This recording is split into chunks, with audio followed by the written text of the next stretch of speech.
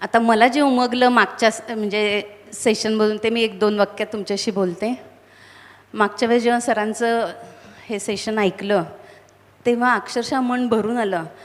कारण का म्हणजे एक विचार माझ्या डोक्यात येऊन गेला की आपल्यापेक्षा म्हणजे सर खूप लहान आहेत, पण तरीही ते इतक्या वेगळ्या पद्धतीने विचार करतात, इतकी त्यांची तळमळ आहे. आपल्याला कधी हा विचार आपल्या डोक्यात आलाच नाही. आणि त्यावेळेसच मी माझ्या मनाशी म्हणजे एक ठाम विचार केला की नाही, ही गोष्ट साधी नाही, हे देवत्वाचंच काम आहे. आणखी म्हणून मी मगाशी तुम्हाला एक वाक्य बोललेत की देवाचं एखादं काम जेव्हा अपूर्ण राहतं तेव्हा तो असा कोणाच्या तरी रूपाने पृथ्वी तलावर येत असतो. आणि तसेच आपले हे सर आहेत. आणि सगळ्यात महत्त्वाची गोष्ट म्हणजे काय की मागच्या त्यांच्या सेशनमधून त्यांचा संघर्ष, जीवनाशी प्रवाहाच्या विरुद्ध चालायचं म्हटलं की संघर्ष आलाच.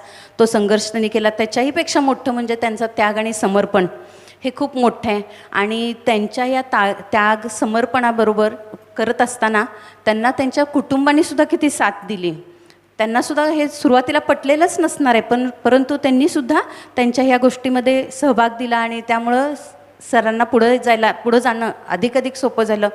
विशेष करून त्यांच्या आई वडील, त्यांच्या पत्नी, आई वडील तर आपल्या मुलांसाठी करतातच, पण पत्नीने करायचं असं प्रवाहाच्या विरुद्ध जाऊन हे खूप मोठं काम आहे. त्यामुळे त्यांच्या कुटुंबाचं सुद्धा खूप खूप कौतुक आहे.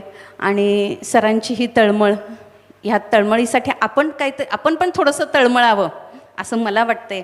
आणि त्याचाच एक भाग म्हणून जेव्हा सर आपल्याला बोलवतात, असे काही सेशन अरेंज करतात, तेव्हा आपण जास्तीत जास्त संख्येनं येऊन त्यांना प्रतिसाद द्यावा. त्यांनी एखादं छोटंसं काम दिलं तर ती आपल्याकडून सेवा होते आहे, ह्या सेवाभावाने ते करावं अशी मी सर्वांना विनंती करते.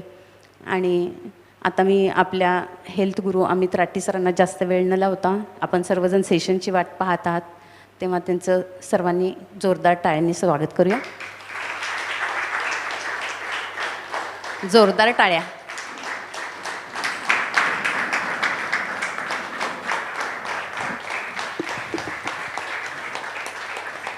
सुस्वागतम सुस्वागतम सुस्वागतम. आपल्याच कुटुंबामध्ये आपलंच स्वागत सर. त्यामुळं आज मी सरांना परत एकदा सांगते, सर अशी काहीतरी जादू करा की सरांच्या मनाचा तळज गाठता आला पाहिजे, असे प्रश्न विचारा. आणि त्यासाठी मी संजय सातपुते सरांना आमंत्रित करते. हेल्दी लाईफस्टाईल फाउंडेशनचे संस्थापक स्वास्थ्य गुरु डॉक्टर अमित राठी सर यांच्याबरोबर मन की बात सरजी के साथ भाग 2 या मुलाखतीच्या कार्यक्रमामध्ये मी सरांचं स्वागत करतो. धन्यवाद. सर्व साधक या मुलाखतीच्या कार्यक्रमासाठी उपस्थित राहिलात, आपणा सर्वांचं हार्दिक स्वागत. 29/8/2024 रोजी साधना मंदिरचं उद्घाटन होत आहे. आणि त्याच्या पार्श्वभूमीवर फाउंडेशनचा इतिहास आणि भावी योजना यासाठी हा मुलाखतीचा प्रपंच आपण या ठिकाणी करतो आहोत. सरांनी शिक्षणापासून ते आजपर्यंतचा जो सर्व प्रवास, संघर्ष, आव्हानं, अडचणी या सर्वावर त्यांनी मात करत या आजच्या टप्प्यापर्यंत पोचलेले आहेत. आणि त्यांच्याबरोबर आपण सर्वजण या टप्प्याला पोचलेलो आहोत. सर, हे तुमच्याकडनं ऐकत असताना मला सुप्रसिद्ध कवी विंदा करंदीकर यांच्या एका कवितेच्या ओळी आठवतात. ते कवितेत म्हणतात, असे जगावे दुनियेमध्ये आव्हानांचे लावून अत्तर. असे जगावे दुनियेमध्ये आव्हानांचे लावून अत्तर. नजर रोखुनी नजरेमध्ये आयुष्याला द्यावे उत्तर. भीती आंधळी ताऱ्यांची, नको गुलामी नक्षत्रांची. आयुष्याला भिडता नाही पाठ धरावी स्वप्नांची. असे जगावे दुनियेमध्ये आव्हानांचे लावून अत्तर. नजर रोखुनी नजरेमध्ये आयुष्याला द्यावे उत्तर. आयुष्याला भिडता नाही पाठ धरावी स्वप्नांची. असे जगावे दुनियेमध्ये आव्हानांचे लावून अत्तर. असे दांडगी इच्छा ज्याची, मार्ग तळ्याला मिळाली सत्तर. आयुष्याला भिडता नाही पाठ धरावी स्वप्नांची. असे दांडगी इच्छा ज्याची, मार्ग तळ्याला मिळाली सत्तर. नजर रोखुनी नजरेमध्ये आयुष्याला द्यावे उत्तर. आयुष्याला द्यावे उत्तर. सर, या आयुष्याला तुम्ही उत्तरं देत असताना माझा एक पुढचा प्रश्न तुमच्या पुढे मी टाकतो की जेव्हा तुमची करिअरची सुरुवात झाली त्यावेळेला तुम्ही भारताच्या मधुमेह मुक्ती अभियानाचे नॅशनल हेड होतात. परदेशीसुद्धा नोकरीच्या संधी होत्या. हा सगळा झगमगाट सोडून तुम्ही 2016 साली फाउंडेशनचे रजिस्ट्रेशन केलेत आणि इचलकरंजीला येऊन तुम्ही वाटचाल सुरू केलीत. तर फाउंडेशनच्या निर्मितीमागचा तुमचा उद्देश काय होता? ही त्यांची संकल्पना तुमच्या मनात जी आली होती तर त्याची गरज काय आहे याबद्दल सांगा.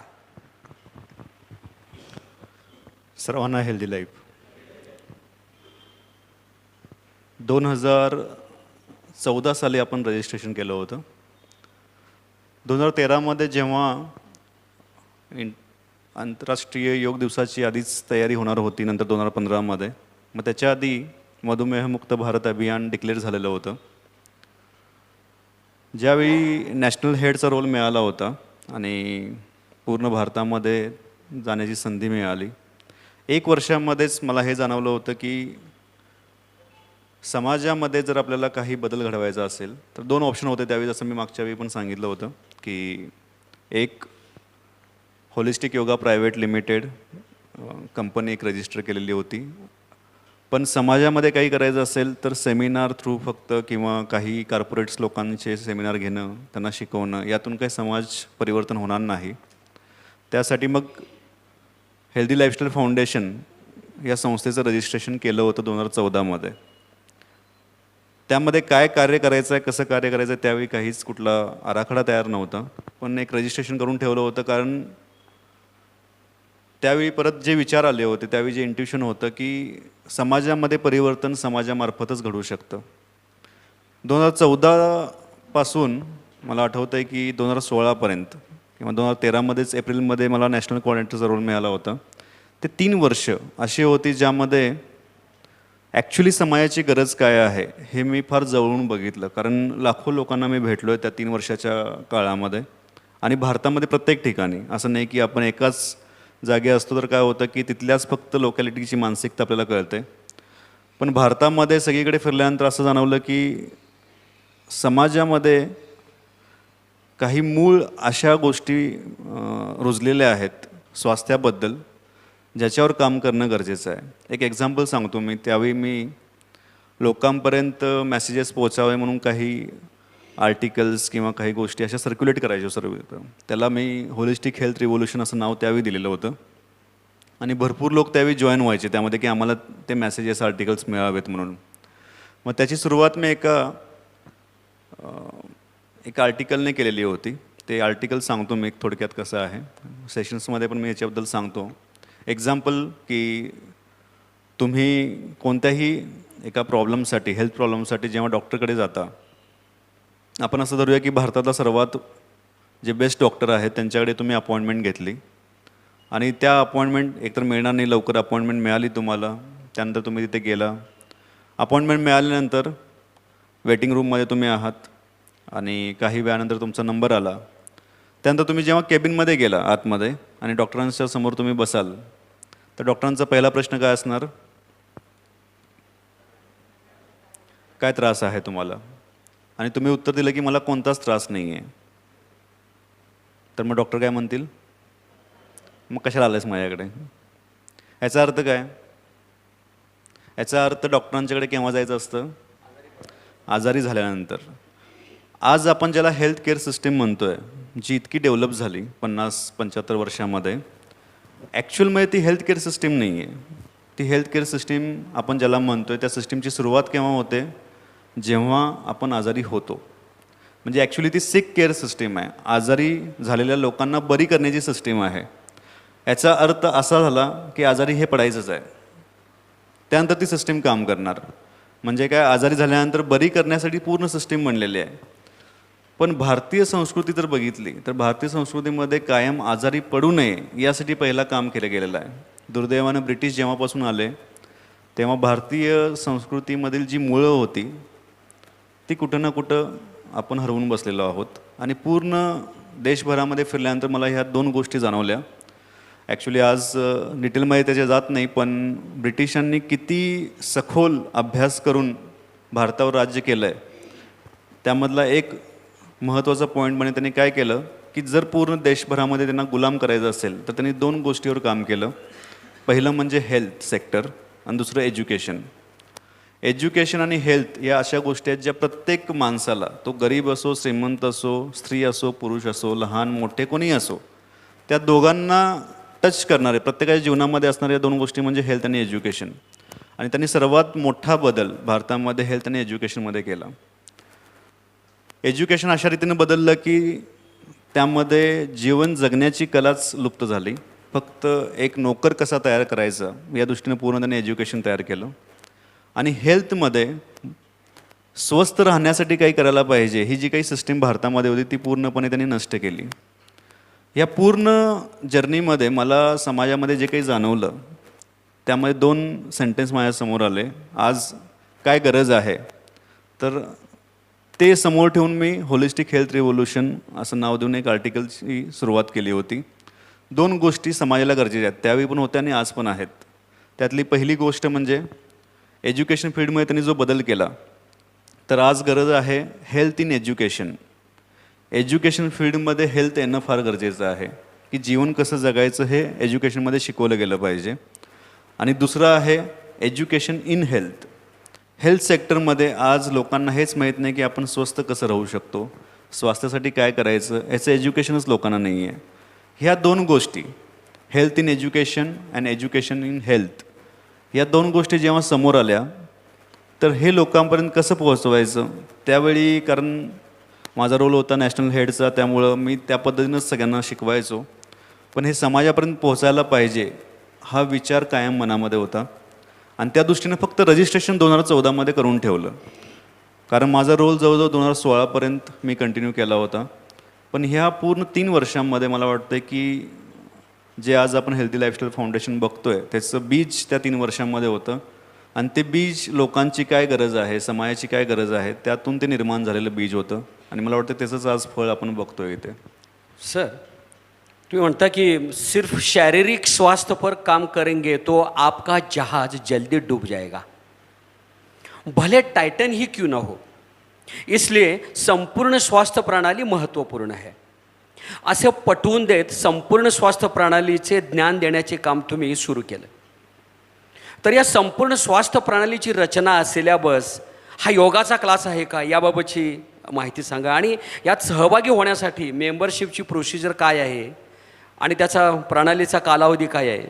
आणि हे विशेष म्हणजे हे संपूर्ण स्वास्थ्य प्रणालीचे शिक्षण तुम्ही विनामूल्य देता, मग त्याचा उद्देश काय आहे. मला वाटतं भरपूर प्रश्न एकत्र आले. फाउंडेशनची स्थापना झाल्यापासून तुम्ही जे प्रश्न विचारला यामध्ये फार मोठा पिरियड आहे. जेव्हा रजिस्ट्रेशन केलं गेलं 2014मध्ये फाउंडेशनचे, त्यावेळी ॲक्च्युअलमध्ये फक्त रजिस्ट्रेशन याच्यासाठी की पुढं काहीतरी आपल्याला जे सामाजिक कार्य करायचं आहे त्यासाठी एक बेस तयार असावा. पण 2016पर्यंत ॲक्च्युअल माझा रोल असल्यामुळं मी फक्त बाहेरच्या राज्यांमध्ये किंवा बाहेरच्या तालुक्यांमध्ये जिल्ह्यांमध्येच माझं ट्रेनिंग व्हायचं. इचलकरंजीमध्ये मी काहीच कार्य केलेलं नव्हतं. त्यावेळी 2016मध्ये मी इचलकरंजीमध्ये पहिल्यांदा शिफ्ट झालो.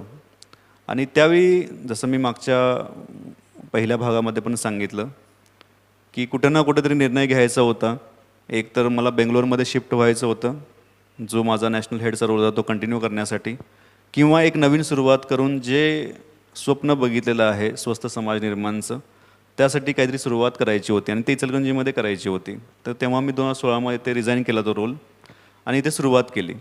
आता इथे सुरुवात केली तरी हेल्दी लाईफस्टाईल फाउंडेशनला काही त्यावेळी अस्तित्व नव्हतं. आणि हेल्दी लाईफस्टाईल फाउंडेशनद्वारा स्वस्थ समाज निर्माण करायचं आहे तर जनरली लोकांनी संस्था का स्थापन केलेली असते की काहीतरी गव्हर्नमेंटचा फंड त्याला मिळावा आणि काहीतरी ॲक्टिव्हिटी आपण घ्यावी. पण ही संस्था स्थापन करताना माझा उद्देश फार क्लिअर होता, कारण गव्हर्नमेंटपर्यंत जेवढं पोचायचं तेवढं मी माझ्या रोलमध्ये पोहोचलेलो होतो. आणि मी ती सिस्टीम फार जवळून बघितले. समाजामध्ये खरोखर काही बदल करायचा असेल तर गव्हर्नमेंटच्या मार्फत बदल होऊ शकत नाही. जसं मी मागच्या वेळी पण सांगितलं की पॉलिसी मेकिंग हे फार वेगळं असतं. समाज परिवर्तन तेव्हा होतं जेव्हा लोकांचं परिवर्तन होतं. समाज लोकांनी बनलेला आहे आणि लोकांचं मन बदलणं हे पॉलिसीनी होत नाही. तर गव्हर्नमेंट एक आर्थिक मदत करू शकते, काही पॉलिसीज बनवू शकते, पण समाजामध्ये जो बदल घडवायचा आहे तो समाजानेच त्यामध्ये पुढाकार घ्यायला पाहिजे. मग मी जेव्हा इथे स्टार्ट केली तेव्हा ॲक्च्युअलमध्ये मी इचलकरंजीमध्ये जास्तीत जास्त काही ठराविक असे लोक होते त्यांना ओळखत होतो आणि मला कोणी ओळखत पण नव्हतं. कारण मी ते जवळजवळ 2002पासून मी बाहेर गेलेलो होतो इचलकरंजीपासून. ते 2016मध्येच मी परत आलो होतो. म्हणजे जवळजवळ 14-15 वर्षाचा असा कालावधी होता, मी इचलकरंजीमध्ये नव्हतोच. तर आता इथून सुरुवात करायची तर कशी करायची? मग हेल्दी लाईफस्टाईल फाउंडेशन हे फक्त बॅकग्राऊंडलाच होतं त्यावेळी. पण हे विजन क्लिअर होतं की यासाठी लोकांनी तयार व्हायला पाहिजे. आपण कोणतीही संस्था जेव्हा निर्माण करतो, कोणतंही विजन बघतो, तर मी कायम सांगत असतो की पैसा हा बाय प्रोडक्ट आहे आणि सेकंडरी आहे, त्याची गरज आहे. पण सर्वात महत्त्वाचं आहे की लोक तयार होणं. लोक ही सर्वात महत्त्वाची ॲसेट आहे आणि भारतामध्ये ती सर्वात मोठी आहे. जसं मला वाटतं की भारत देशाची प्रगती करण्यासाठी जर आपण ॲसेट म्हणून लोकांना बघितलं तर ती प्रगती होऊ शकते. तसंच हेल्थ सेक्टर आहे. आणि इचलकरंजीमध्ये काही मोठं कार्य करायचं असेल किंवा हा बदल घडवण्याचं जे बीज आपण घालायला पाहिजे, तर त्यासाठी लोकांनी तयार होणं गरजेचं आहे. हा विचार माझ्या मनामध्ये फार क्लिअर होता. पण लोक या दृष्टीनं कसे येतील? तर पहिल्यांदा सुरुवात केली तेव्हा काही ज्यांना त्रास होता ते यायचे. जसं मी सांगितलं की बॅक पेन आहे, थायरॉईड आहे, ओबेसिटी आहे, असे पेशंट फक्त यायचे आणि त्यांना मी ट्रीटमेंट द्यायचो. पण फक्त हे आजारी पडल्यानंतरच्या ट्रीटमेंट तर सगळेच देत होते. अशी काही सिस्टीम निर्माण करायची होती की जी लोकांना कायम स्वस्थ राहण्यासाठी किंवा स्वस्थ समाज निर्माणचं एक स्वप्न बघू शकतील असं काहीतरी बीज त्यांच्यामध्ये जायला पाहिजे. अशी सिस्टीम निर्माण करणं गरजेचं होतं. पण त्यावेळी अशी काही समोर कुठल्या प्लॅटफॉर्म नव्हते, संधी नव्हत्या. कारण इथली जी काही पूर्ण सिस्टीम इचलकरंजीमध्ये मी बघितली ती मॅक्झिमम अशी होती की कारण इथला वर्ग जो आहे त्यामध्ये मला असं वाटतं की इचलकरंजीचं लाईफस्टाईल सर्वात चांगलं आहे आणि सर्वात खराब पण आहे स्वास्थ्याच्या दृष्टीनं. इथले लोक, तो अगदी गरीब असेल, अगदी श्रीमंत असेल, दुपारी 2 तास त्याला ब्रेक मिळणार आणि झोपणार हे नक्की आहे. म्हणजे स्वतःसाठी वेळ देऊ शकतो ही फार चांगली गोष्ट आहे. एवढा वेळ आपल्याकडे अवेलेबल असतो इथे. पण दुसरं असं पण आहे की स्वास्थ्याच्या दृष्टीनं किंवा ग्रोथ आपली डेव्हलपमेंटच्या दृष्टीनं इथं फार कमी मानसिकता होती त्यावेळी. म्हणजे मी जे ऑब्झर्व केलं होतं. मग आता कसं करायचं हे? तर एक बीज आपण टाकून बघूया या दृष्टीने ती सुरुवात झाली. आणि स्वास्थ्यदान अभियान जे मी आधी पण सांगितलं होतं त्याची एक सुरुवात 2016ला मी जेव्हा इथं शिफ्ट झालो तर 2017मध्ये त्याची सुरुवात केली. त्याच्या आधी असं वाटलं होतं की एज्युकेशन इन हेल्थ हा जो पार्ट आहे आणि हेल्थ इन एज्युकेशन, तर एज्युकेशनबरोबर आपण काम करूया असं माझा व्ह्यू होता. आणि मी 1 वर्ष स्कूल घेतलं त्यावेळी. म्हणजे लहान मुलांना जर आपण लहानपणीच तेच तसे बीज दिले तर चांगली डेव्हलपमेंट होऊ शकते. अशा पद्धतीनं 1 वर्षाचं स्कूलचं एक स्ट्रक्चर बनवलं आणि एक नवीन प्रकारे एज्युकेशन कसं देऊ शकतो हा पण प्रयोग करून बघितला. पण अल्टिमेटली काय जाणवलं की मुलांना शिकवताना, लहान मुलांना जे पॅरेंट्स पाठवत आहेत त्या पॅरेंट्सची मानसिकताच तशी नाही की आपण ट्रॅकपासून वेगळं काहीतरी करावं. म्हणजे 3-4 वर्षाचा मुलगा आणि मुलगी झाली की त्याला अजून लिहिता येत नाही का, ABCD येत नाही का, तेच लोकांना महत्त्वाचं आहे. मग असं जाणवलं की पॅरेंट्सवरच पहिला काम करायला पाहिजे. आणि मग निर्णय घेतला की हे 2 जे वे आहेत, एज्युकेशन इन हेल्थ आणि हेल्थ इन एज्युकेशन, तर एज्युकेशन फील्डवर आपण आत्ता पुढं जायला नको, आपण हेल्थ सेक्टरवरच काम करूया. आणि मग फाउंडेशनचा जो विचार आहे तो आणखीन स्ट्रॉंग झाला. अदरवाईज असा पण एक विचार होता की पॅरली 2 गोष्टी कराव्या. पण हे जाणवलं की एज्युकेशनमध्ये काम करायचं किंवा हेल्थमध्ये काम करायचं तर संपूर्ण जीवन देणं गरजेचं आहे, त्याशिवाय ते होऊ शकत नाही. मग हेल्दी लाईफस्टाईल फाउंडेशनचा विचार स्ट्रॉंग झाला. पण त्यासाठी जे सपोर्टिंग हँड पाहिजेत ते त्यावेळी नव्हते. एम्प्लॉईज घेऊन करणं हा कॉर्पोरेटचा पार्ट झाला, कंपनीचा पार्ट झाला. तो केव्हाही करता आला असता कारण होलिस्टिक योगा प्रायव्हेट लिमिटेड त्याच्यासोबतच सुरू होतं. पण समाजाला पुढे घेऊन जायचं आहे तर मग तशी भावना लोकांमध्ये यायला पाहिजे. या दृष्टीनं मग स्वास्थ्यदान अभियान सुरू केलं 2017मध्ये, ज्यामध्ये असं मी सांगितलं 50 कॅम्प घेतलेले होते. प्रत्येक कॅम्पमध्ये 20-20 लोकं यायची. आणि हळूहळू ते 1000 लोकांना माहीत पडलं की स्वास्थ्य कायम राखण्यासाठी पण काहीतरी व्यवस्था होऊ शकते, आपण काहीतरी करू शकतो. ते एक बीज त्या मुवमेंटमधून गेलेलं होतं. मग त्यामधून काही लोक ज्यांना जाणवलं की आपण यामध्ये खरोखर स्वास्थ्यावर काम करू शकतो, तर असे काही जण आले की आम्हाला 5 दिवसातच आम्ही कॅम्प केला, आम्हाला पुढं शिकायचं आहे. तर ते काही लोक जे पुढं आले त्यांना धरून मग पुढच्या सगळ्या गोष्टी सुरुवात झाली. आणि मग पहिल्यांदा 1 वर्षाचा एक कोर्स त्यावेळी लॉन्च केला. त्याचं नाव होतं अवेकन द डॉक्टर विदिन, म्हणजे आपल्या आतील डॉक्टर कसा आपण जागवू शकतो.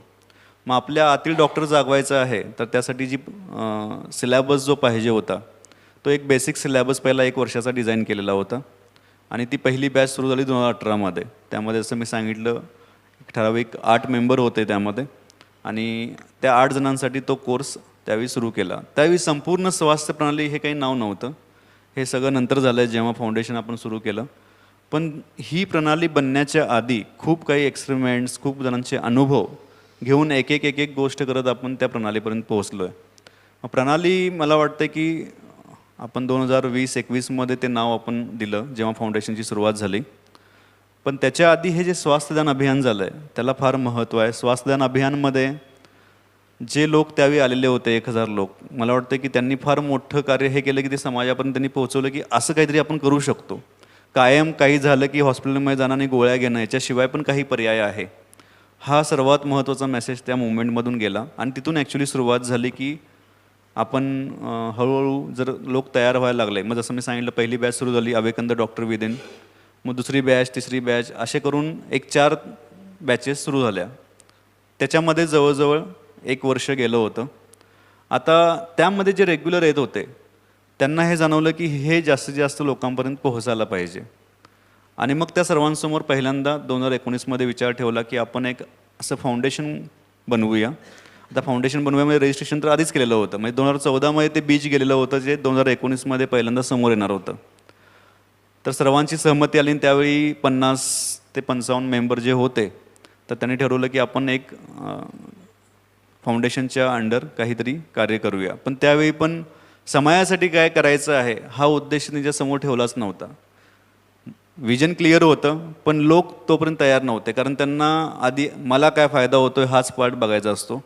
मग सुरुवात केली तेव्हा असं सांगितलं फाउंडेशनचा उद्देश की आपण काय करूया, भरपूर वेगवेगळ्या गोष्टी आपण शिकू शकतो जर आपण सगळे एकत्र असलो तर. बाहेरचे ट्रेनर वगैरे असतात किंवा जे भरपूर कॉस्ट घेतात आपल्या सेमिनारसाठी शिकवण्यासाठी, जर आपण सर्वांनी एकत्र केलं तर कमीत कमी खर्चामध्ये आपल्याला ते करता येईल अशी कन्सेप्ट त्यांच्यासमोर ठेवून पहिला त्यांना एकत्र आणलं सुरुवातीला.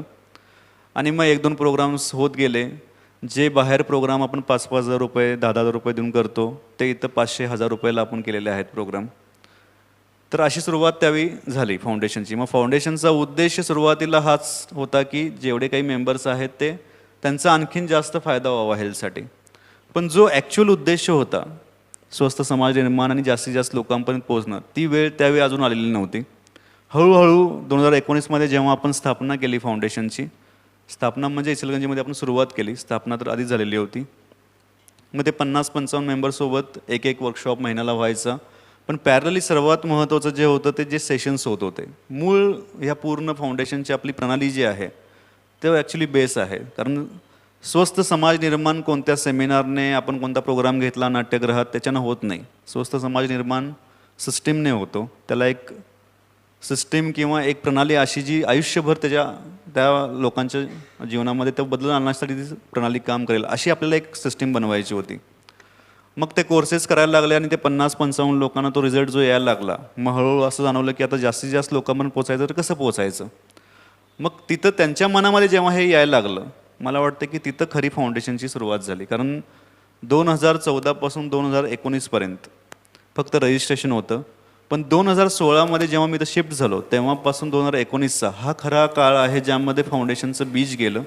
बीज गेलं म्हणजे काय की लोकांच्या मनामध्ये हा विचार आला की हे आपण जे शिकतोय ते जास्तीत जास्त लोकांना मिळायला पाहिजे. आणि हे बीज फाउंडेशनचं मूळ आहे, कारण याशिवाय फाउंडेशन अस्तित्वातच आलं नव्हतं. तर तो विचार जेव्हा लोकांमध्ये यायला लागला तिथून ती सुरुवात झाली. यामध्ये तुमच्या मनामध्ये जे होतं की हे जास्तीत जास्त लोकांच्यापर्यंत पोहोचावं, आणि मग असे ज्यावेळेला मनामध्ये विचार येतात त्यावेळेला परमेश्वर आपोआपच त्याला प्रतिसाद देत असतो, मदत करत असतो. की जसं की मातीतच गणपती असतो, उसातच साखर असते, अगदी त्याचप्रमाणे माणसातच परमेश्वर असतो.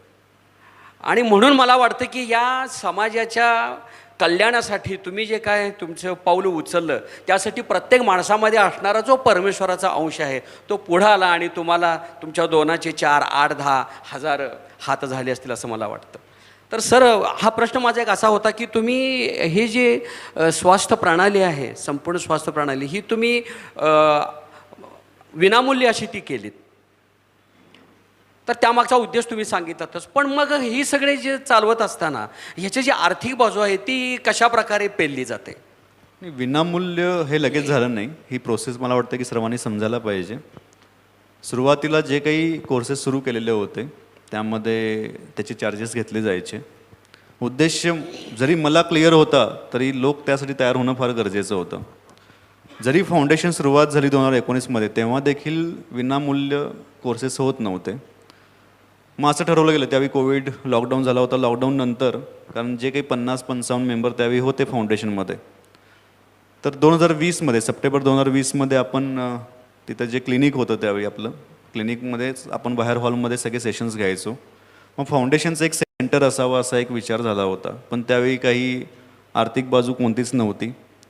तर त्यावेळी असं ठरवलं की जो हॉल आहे बाहेरचा क्लिनिकचा तो आपण फाउंडेशनसाठी वापरूया आणि मी फक्त आतलं जे माझं केबिन होतं ते मी OPD म्हणून वापरेन, असा निर्णय त्यावेळी घेतला. आणि फाउंडेशनचं पहिलं सेंटर आपण सप्टेंबर 2020मध्ये त्यावेळी इनॉग्रेशन केलं होतं. मग आता फाउंडेशनद्वारे आपण एक सेंटर केलेलं आहे. तर हे कोर्सेस जे मी वैयक्तिक त्यावेळी घेत होतो, तर वैयक्तिक सगळ्यांना ते पॉसिबल नव्हतं की तेवढे चार्जेस देऊन घ्यावे. ॲक्च्युली तर मी फार कमी चार्जेसमध्ये ते घ्यायचो, कारण लोकांपर्यंत ते पोहोचावं. जसं मी सांगितलं आहे पहिला पण, आणि मी सगळ्यांना कायम एक्झाम्पल देत असतो. प्रत्येक वेळेला आपल्याला माहीत नसतं की आपण काय शिकतो आहे. MSRT सायकलिक मेडिटेशन ज्या टेक्निक आपण शिकवतो फर्स्ट लेवलला, सेकंड लेवलला, तर त्याचा 2 दिवसाचा वर्कशॉप असायचा SMET नावाचा. SMET SMET self management of excessive tension. आणि तो वर्कशॉप आज पण होतो आहे. बेंगलोरमध्ये जी संस्था जिथं मी MD केलेला आहे त्यांच्याकडून तो घेतला जातो. 2 दिवसाचा तो जो वर्कशॉप असतो त्यामध्ये MSRT आणि सायकलिक मेडिटेशन शिकवलं जातं. तर त्याचे चार्जेस 2 दिवसाच्या रेसिडेन्शियल प्रोग्रामसाठी जवळजवळ 15,000 रुपये आहेत. त्याच टेक्निक 15,000 रुपयामध्ये लोक येऊन शिकतात.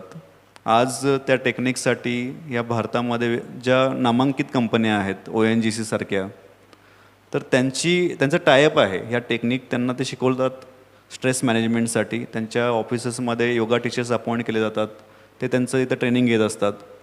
तर अशा टेक्निक्स फक्त तेवढीच लोकं जर शिकत राहिली तर समाजामध्ये ते परिवर्तन येणार नाही आहे. त्या टेक्निक्स आपण इथं शिकवायच्या आहेत.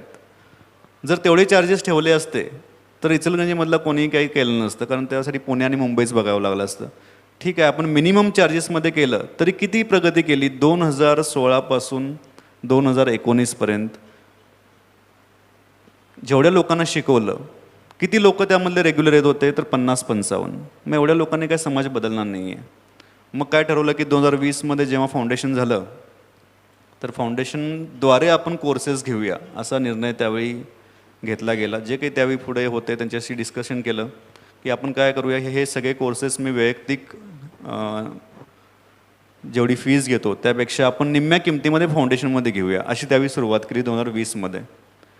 मग निम्मी किंमत आहे पण बाकीचा खर्च निघाला पाहिजे. मग काय करायला पाहिजे, तर काही जणांनी काय करावं की ज्यांना शक्य आहे त्यांनी डोनेशन देऊन हातभार लावावा आणि आपण बाकी सर्वांना निम्म्या किमतीमध्ये देऊया. असं करून ते 2020मध्ये कोर्सेस सुरू झाले. पण असं दिसून आलं की अजूनही लोकांची त्यावेळी ही मानसिकता नव्हती की आम्ही निम्मी फी देतो आहे आमची, आम्हाला फायदा मिळाला झाला, पण बाकीच्यांना मिळावं हा अजून तो भाव तिथे नव्हताच. मग साधारणतः एक 6 महिने 8 महिने ती सिस्टीम रन झाली. मग असं जाणवलं की यामधून पण काही नंबर वाढत नाही आहे. एक मानसिकता जी कायम असते की फी भलेही मी 100 रुपये देऊ किंवा 1000 रुपये देऊ, जेव्हा मनामध्ये हे असतं की मी फी देऊन आलेलो आहे तर मी दुसऱ्यांसाठी का देऊ, हा कुठं ना कुठं आपल्या समाजामध्ये ब्लॉक आहे. मग एक काहीतरी मोठा निर्णय घ्यायला पाहिजे हे समोर दिसत होतं की आपण ही प्रणाली जास्तीत जास्त लोकांपर्यंत हे पोचवायचं असेल तर हा ब्लॉक काढायला पाहिजे पैशांचा. कारण जेव्हाही मिटिंग्स व्हायच्या आधीपासून जे मेंबर होते तर त्यांच्यासमोर तो एकच कायम ब्लॉक यायचा की फीमुळं लोक येत नाहीत, आले तरी मग पुढं टेकत नाहीत. कारण फक्त फर्स्ट लेवलला आले आणि गेले त्याचा काहीच फायदा नाही आहे. आपल्याला जर त्यांना 3rd लेवल 4th लेवलपर्यंत न्यायचं आहे तर कसं न्यायला पाहिजे, तर त्यासाठी मग फर्स्ट लेवल करायचे आणि त्यामध्ये भरपूर फायदा व्हायचा. मग आता एवढंच मी घरी करतो म्हणून 2nd लेवलला यायचे नाहीत कारण फीज असायची पुढे. मग आपण आणखीन एक बदल केला की सुरुवातीला फर्स्ट लेवलला फी जी असायची ती फी आपण माफ केली, म्हणजे पहिली लेवल आपण फ्री केली. म्हणजे आज आपण जिथं आहोत त्याच्या आधी भरपूर स्टेप्स आणि एक्सपेरिमेंट झालेले आहेत. मग फर्स्ट लेवल फ्री असायची, फर्स्ट लेवल येऊन त्यांनी करायचं आणि त्यांना जर जाणवलं की यामध्ये फायदा होतो आहे तर त्यांनी सेकंड लेवलला अर्धी फी जी आपण फाउंडेशनद्वारा केली होती तेवढी भरून पुढं करायचं. तर त्यामध्ये पण काय जाणवायला लागलं की फर्स्ट लेवल तर सगळे करायचे, पण सेकंड लेवलला फी असली की त्यातले निम्मे कमी व्हायचे. कारण आपल्या इथे पैसे देऊन स्वास्थ्यावर काम करायचं हे माहीत नाही, पैसे देऊन आजारीपणावर काम करायचं हे माहीत आहे. मी जाऊन MRIसाठी 5,000 रुपये आत्ता देऊ शकतो कारण मला आजार आहे, त्याचं फक्त डायग्नोसिस, ट्रीटमेंट पण नाही, फक्त डायग्नोसिससाठी तेवढं करू शकतो. पण स्वास्थ्यासाठी पैसे द्यायचे ही मानसिकता समाजामध्ये अजून नाही आहे, त्यावेळी नव्हती. पण तीच डेव्हलप करणं हीच फाउंडेशनची ॲक्च्युली आपण म्हणू शकतो विजन आहे. कारण जोपर्यंत समाज स्वस्थ राहण्यासाठी इन्व्हेस्ट करणार नाही तोपर्यंत स्वास्थ्य समाजाला मिळू शकत नाही. आज समाज इन्व्हेस्ट कशामध्ये करतो आहे, गव्हर्नमेंट इन्व्हेस्ट कशामध्ये करते, गव्हर्नमेंटच्या पॉलिसीमध्ये हे येतं आहे की आम्ही एवढे एम्स बांधू, एवढे हॉस्पिटल्स देऊ, परत आजारी पडल्यानंतरच आहे. हे नाही की स्वास्थ्यासाठी आम्ही काय करू. आणि समाज पण त्या दृष्टीनंच चाललेला आहे. तिथं जो बदल घडवायचा होता, मग असं ठरवलं की फर्स्ट लेवल फ्री करून आपण बघूया काय होतं, पण त्याचा पण रिझल्ट नाही आला. मग हा ब्लॉक कुठे ना कुठेतरी काढायला पाहिजे आणि तो ब्लॉक काढण्यासाठी मग काय करायला पाहिजे, तर असे काही विचार, कारण डिसिजन तर घ्यायचा होता आणि त्या डिसिजनच्या अँगलनीच फाउंडेशन स्थापन केलेलं होतं. मग हा विचार की ह्या सगळ्या गोष्टी निशुल्क लोकांपर्यंत पोहोचायला पाहिजेत, तो विचार समोर आणण्याची ती वेळ आली होती 2021-2022मध्ये. ह्याच्या आधी मग हे लोकांपर्यंत पोहोचवायचं असेल तर हा कन्सेप्ट कसा न्यायचा पुढे, तर याचं एक्झाम्पल मी सांगतो. कारण हे सगळे जे आज आपण बघतोय या फाउंडेशनमध्ये याची मूळ आपल्या भारतीय संस्कृतीमध्ये प्राचीन काळामध्ये होती. आपण जर कधी विचार केला असेल की समाज आधी का एवढा स्वस्त होता किंवा समाजामध्ये त्यावेळी जी सिस्टीम होती त्या सिस्टीमचा जर आपण अभ्यास केला तर काही गोष्टी आपल्याला जाणून येतात. एक्झाम्पल एक गोष्ट सांगतो मी. त्यावेळी कशी होती सिस्टीम कशी चालायची की जे नॉलेजेबल लोक होते त्यावेळी, समजा आपण आता हेल्थ सेक्टरच घेऊया, तर त्यावेळेचे जे डॉक्टर होते भारतीय संस्कृतीमध्ये, भारतीय प्राचीन काळामध्ये, तर त्यांचं कार्य काय असायचं, किंवा त्यावेळी जी सिस्टीम होती ब्राह्मण किंवा 4 कॅटेगरी ज्या केलेल्या होत्या, ब्राह्मण, क्षत्रिय, वैश्य, शूद्र, तर ह्या कॅटेगरीमध्ये प्रत्येक 4 ह्याच्यामध्ये त्यांचे कार्य जे होते ते ठरवलेले होते. आणि ही सिस्टीम कशी चालायची, आता समजा कोणी डॉक्टर्स आहेत त्यावेळी, राजवैद्य असायचे, वैद्य असायचे, हे सगळे त्यांचं एकच काम असायचं की आपलं जे नॉलेज आहे ते समाजाला कसं उपयोगी पडेल यावर त्यांनी लक्ष द्यायचं. आणि त्यांची काळजी कोण घेणार, तर ती राजा आणि समाज सिस्टीम जी आहे ती त्यांची काळजी घेणार. त्यामुळे त्यांचा फोकस कुठं असायचा की माझं ज्ञान मी कसं लोकांना बरं करण्यासाठी, त्यांचं स्वास्थ्य चांगलं राहण्यासाठी, समाज चांगला होण्यासाठी कसं वापरू, यावरच त्यांचा फोकस असायचा. ही सिस्टीम त्यावेळी होती म्हणून सगळे वैद्य त्या दृष्टीनं काम करायचे. आज काय झालं आहे, आज डॉक्टरांना त्यांची काळजी स्वतःच घ्यावी लागते. पहिलं त्यांच्या पण आपल्या जबाबदाऱ्या आहेत. आज एज्युकेशन असं झालेलं आहे, आपण सहजपणे म्हणून जातो डॉक्टरांना हे काय लुबाडतात, तेवढी सोपी गोष्ट नाही आहे. डॉक्टर होणं, हॉस्पिटल सेटअप करणं, हॉस्पिटल वाढवणं, त्यातले खर्च सांभाळणं आणि ते करता करता सगळं आयुष्य देऊन मग शेवटी आपण पैसे कमवणं. डॉक्टर शेवटी काय करणार, डॉक्टर आज डॉक्टर होण्यासाठी पहिला सुरुवातीच्या आयुष्याचे किती वर्ष द्यावं लागतात, एकदाही नापास झालो नाही तर कमीत कमी 8 वर्ष, ग्रॅज्युएशन, MD. बरं आज असं झालेलं आहे की MD नंतर पण काही होत नाही, त्याच्यानंतर आणि स्पेशलिस्ट बनावं लागतं. 10 वर्ष झाले, ते 10 वर्ष झाल्यानंतर करिअर सुरू होणार, ते करिअर सेटअप करण्यासाठी अजून 5 वर्ष द्यावे लागतात. आयुष्याची 15 वर्ष दिली आणि ते काय एवढं एज्युकेशन पण काय स्वस्त नाही आहे. 15 वर्षामध्ये एवढे पैसे घातलेले असतात, परत तो सेटअप करायचा, तर त्यांनी लाखो रुपये घातलेले असतात तेव्हा तो डॉक्टर बनलेला असतो. मग शेवटी त्याचं एम काय असणार, 15 वर्षाची जी इन्व्हेस्टमेंट केले ते परत काढायला पाहिजे ना, कुणाकडून काढणार. तर शेवटी ही सिस्टीम रन होते का, कारण आपली समाजरचना बदलली नंतर. जर त्या डॉक्टरांचा उद्देश फक्त एवढाच असता की त्यांनी समाजाला आपलं ज्ञान वापरायचं, त्यांच्या ज्या नीड्स आहेत त्याची समाज काळजी घेईल, ही जी सिस्टीम पहिला होती ती तर राहिली नाही आता. आणि ती सिस्टीम आता करणं पण पॉसिबल नाही आहे, कारण त्यामध्ये कोण पुढाकार घेत नाही. आणि ती सिस्टीम कुणाला जर राबवायची असेल तर असं नाही की समाज काळजी घ्यायचं म्हणून डॉक्टर करायचे. त्यावेळेचे डॉक्टर पण फार क्लिअर उद्देशाचे होते की त्या समाज देतो म्हणून काही पण घ्या असं नाही आहे. आपल्या गरजा फार क्लिअर होत्या त्यांना. हे जेव्हा असतं तेव्हा समाज टिकू शकतो. पण आज त्या गोष्टी कुठेतरी मिसिंग होत्या. मग आता काय करायचं, तर ही सिस्टीम कशी लागू करू शकतो, तर एक विचार त्यावेळी आपण 2022मध्ये जो विचार आला होता तो काही लोकांसमोर मी ठेवला. त्याला आपण स्वस्थ समाज निर्माण टीम असं नाव दिलं होतं. ही सुरुवात जेव्हा झाली तर त्यात एक 40-45 जे लोक होते, मेंबर जे रेग्युलर यायचे, त्यांना तिथं बोलवलेलं होतं त्या मिटिंगमध्ये. आणि त्यांच्यासमोर हा विषय ठेवला की आज जे साधारणतः 80 लोक येत होते त्यावेळी, तर 80 लोक फी देऊन येतात. ते जे फीज देतात पूर्ण फर्स्ट लेवलची असो सेकंड लेवलची असो, तेवढी फी जर आपण बघितली तर जे कॅल्क्युलेशन त्याचं येतं, तेवढी अमाऊंट जर काही जणांनी मिळून डोनेट केली आणि आपण हे सर्वांसाठी फ्री केलं, त्याच अमाऊंटमध्ये मॅक्झिमम लोक शिकू शकतील असा विचार त्यावेळी सगळ्यांसमोर ठेवला. आणि मग तो निर्णय झाला 2022मध्ये की आपण जास्तीत जास्त लोकांपर्यंत पोहोचण्यासाठी ही प्रणाली पूर्णपणे निशुल्क करूया. आता निशुल्क करूया म्हणजे काय, कोणतीही गोष्ट निशुल्क होत नसते. एक्झाम्पल मी त्यावेळी पण द्यायचो आणि आत्ता पण परत सांगतो आहे की कोणतीही गोष्ट निशुल्क होत नाही. मला फार जण सांगायचे जेव्हा सुरुवातीला 2019पासून 2021-22पर्यंत आपल्यातले काही मेंबर, कारण काय आहे, एक तर इचलकरंजीमध्ये मी जास्त हे ऑब्झर्व केलं आहे की इचलकरंजीतले लोक इचलकरंजीपुरतेच फार सीमित आहेत.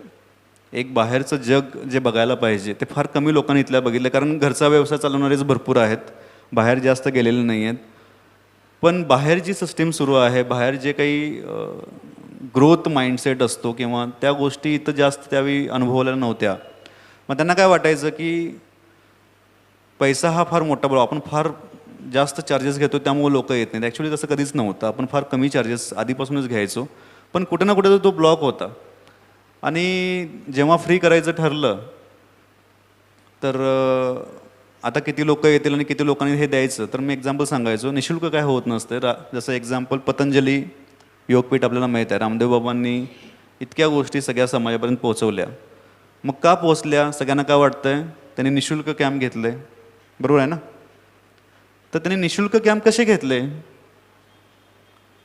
निशुल्क काही झालं नव्हतं, निशुल्क सगळ्यांसाठी होतं. पण निशुल्क कॅम्प कसे झाले, तर त्यांच्या प्रत्येक कॅम्पमध्ये जे पुढं बसायचे पहिल्या 2 रोमध्ये, त्यांनी त्यासाठी खर्च उचललेला होता, त्यांनी डोनेशन दिलेलं होतं.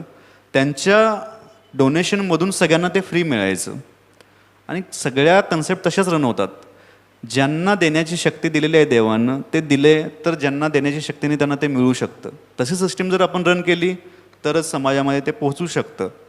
त्यामुळं हा विचार ठेवला की ज्यांना ज्यांना शक्य आहे त्यांनी डोनेशन द्यावं आणि त्याच्यामधून सर्वांना हे ज्ञान मिळावं, अशी कन्सेप्ट करून आपण ते निशुल्क सुरू केलं. निशुल्कचा अर्थ मला वाटतं की त्यावेळी जो सांगितला गेला तेव्हापासून आत्तापर्यंत अजून सगळ्यांना समजलेलाच नाही आहे. कारण प्रत्येकाला असंच वाटतं की आपण निशुल्क घ्यायचं आहे. निशुल्क होण्यासाठी कोणीतरी पुढाकार घ्यावा लागतो, ही गोष्ट कुठे ना कुठेतरी विसरली जाते. आणि ती आता मला वाटतं की अशी वेळ आली आहे की ही सगळ्यांसमोर पोहोचणं गरजेचं आहे, ही कन्सेप्ट. मग 2022मध्ये आपण हे सांगितलं की असं करूया. आणि त्यावेळी जे मेंबर्स होते, खरोखर त्यांचं खूप धन्यवाद आहेत की त्यांनी या कन्सेप्टला उचलून धरलं आणि आपण पुढाकार घेऊन लोकांपर्यंत हे पोहोचवण्यासाठी आपण डोनेशन देऊया आणि सगळ्यांना हे फ्री करूया, असा तो निर्णय त्यावेळी झाला. स्वस्थ समाज निर्माण टीम असं त्याला नाव दिलं गेलं. मग 2022मध्ये ही पहिल्यांदा आपण ज्याला आपण संपूर्ण स्वास्थ्य प्रणाली म्हणतोय ती निशुल्क झाली. आणि त्या 40-45 जण त्यावेळी जे होते फाउंडेशनचे, त्यांना खरोखर आज या इंटरव्ह्यूद्वारे मी धन्यवाद देऊ इच्छितो की त्यांच्यामुळं हे बीज पुढं आलं आणि आज त्या 80पासून 1200च्या वर मेंबर आहेत. तर त्याचं बीज त्या मीटिंगमध्ये गेलेलं होतं आणि त्यांच्या निर्णयामध्ये होतं, असं मला वाटतं. अतिशय चांगल्या पद्धतीनं हे जे विनामूल्य आपण शिक्षण देता त्याचा नेमका खर्च कशा पद्धतीनं हा उचलला जातो, रामदेव बाबांच्या उदाहरणानं तुम्ही अतिशय चांगल्या पद्धतीनं पटवून दिलं. तुम्ही आता बोलत असताना ब्लॉकेजेस संदर्भामध्ये आम्ही ऐकलं की मानसिकता जी आहे ती मानसिकता बदलायला, उदाहरणार्थ निशुल्क ही असणारी मानसिकता, त्याचप्रमाणे आजारी पडल्यानंतर मग डॉक्टरांच्याकडे जायचं, त्याच्यापूर्वीच आपण आजारी पडू नये म्हणून आपल्याला जे काय करायला पाहिजे ते आपण करत नाही, ही मानसिकता किंवा अशा असणाऱ्या ज्या का मानसिकता आहेत, हे बदलणं खरोखर म्हणजे त्या टांगेवाल्याच्या त्या छोट्याशा गोष्टीसारखं आहे. एक टांगेवाला होता आणि रात्री 12:30-1 वाजता एक परगावचा एक अधिकारी त्या ठिकाणी त्या गावात आला होता आणि रात्री 12:30-1 वाजता त्याला घरातून फोन आला आणि अर्जन्सी आहे म्हणून तो मग निघाला. त्या गावाच्या शेजारीच एक रेल्वे स्टेशन होतं आणि रात्री 2 वाजताची ट्रेन होती. मग त्या ट्रेननं जायचा त्यानं निर्णय घेतला. मग आता गावात तिथं राहत होता, तिथून रेल्वे स्टेशन 2 ते 2.5 किलोमीटर होतं. मग तिथं जायचं कसं रात्रीची वेळ. मग त्या गावात एक टांगेवाला होता. मग त्या टांगेवाल्याकडं तो अधिकारी गेला आणि त्यानं बाहेरनं हाक मारली, टांगेवाले मामा, हो टांगेवाले मामा. मग तो टांगेवाले मामा बाहेर आला. त्यानं बघितलं तर बाहेर एक कुणीतरी अधिकारी होता, हातात बॅग आहे, सुटाबुटातला आहे. मग त्याने विचारलं, काय साहेब, काय पाहिजे. मग त्या अधिकाऱ्याने सांगितलं की मला असाच काही कामाकरता, मी शासकीय कामाकरता आलो होतो आणि मला घरातून फोन आला आहे, अर्जन्सी जायची आणि मी रात्रीच्या 2च्या ट्रेननं जाणार आणि मला तुम्ही स्टेशनवर सोडा. मग त्या टांगेवाल्याने विचार केला की माणूस आपल्या गावात आला आहे आणि त्याला अडचण आलेली आहे, त्याला मदत करायला पाहिजे. म्हणून तो आत गेला, कपडे वगैरे घालून आला, टांगा बाहेर काढला, टांग्याला घोडा जोडला, आपण टांग्यामध्ये बसला आणि त्या अधिकाऱ्याला सांगितलं की साहेब तुम्ही बसा टांग्यामध्ये. तर तो अधिकारी टांग्यामध्ये बसला आणि टांगा पुढं जायला लागला आणि टांगा थांबला. टांगा थांबल्यावर त्या अधिकाऱ्याला काय कळेना. तो टांगेवाला खाली उतरला आणि त्या घोड्यापुढे जाऊन त्यानं डान्स केला. डान्स केल्याबरोबर घोडा पुढं जायला लागला. थोडा टांगा पुढे गेला आणि पुन्हा थांबला आणि पुन्हा थांबल्यानंतर त्या अधिकाऱ्याला काय कळेना, कारण तो टांगेवाला पुन्हा उतरला आणि त्यानं त्या घोड्यापुढे जाऊन पुन्हा डान्स केला. डान्स केल्याबरोबर ते पुढे जायला लागला. काय कळेना त्या अधिकाऱ्याला. म्हणून त्याने विचारलं की टांगेवाला तुम्ही असं का करताय, जरा टांगा पुढे जातो मग तुम्ही उतरताय, डान्स करताय आणि पुढे जाताय, असं तुम्ही का करायला लागलाय. मग त्या टांगेवाल्यानं खुलासा केला. त्याचं काय असं आहे की माझ्याकडे 2 घोडे आहेत. एक घोडा आहे टांग्याचा आणि दुसरा घोडा आहे वरातीचा. काल रात्री काय झालं, शेजारच्या गावातनं लोक आली होती आणि त्यांनी टांगा घेऊन गेला आणि त्यांनी घोडा घेऊन गेला आणि त्यांनी चुकून टांग्याचा घोडा नेलाय आणि तुम्हाला जोडला आहे तो वरातीचा घोडा आहे. आणि त्या वरातीच्या घोड्याला अशी सवय आहे, त्याच्या पुढं डान्स केल्याशिवाय तो पुढंच जात नाही. अशी आमच्या सगळ्यांची मानसिकता आहे.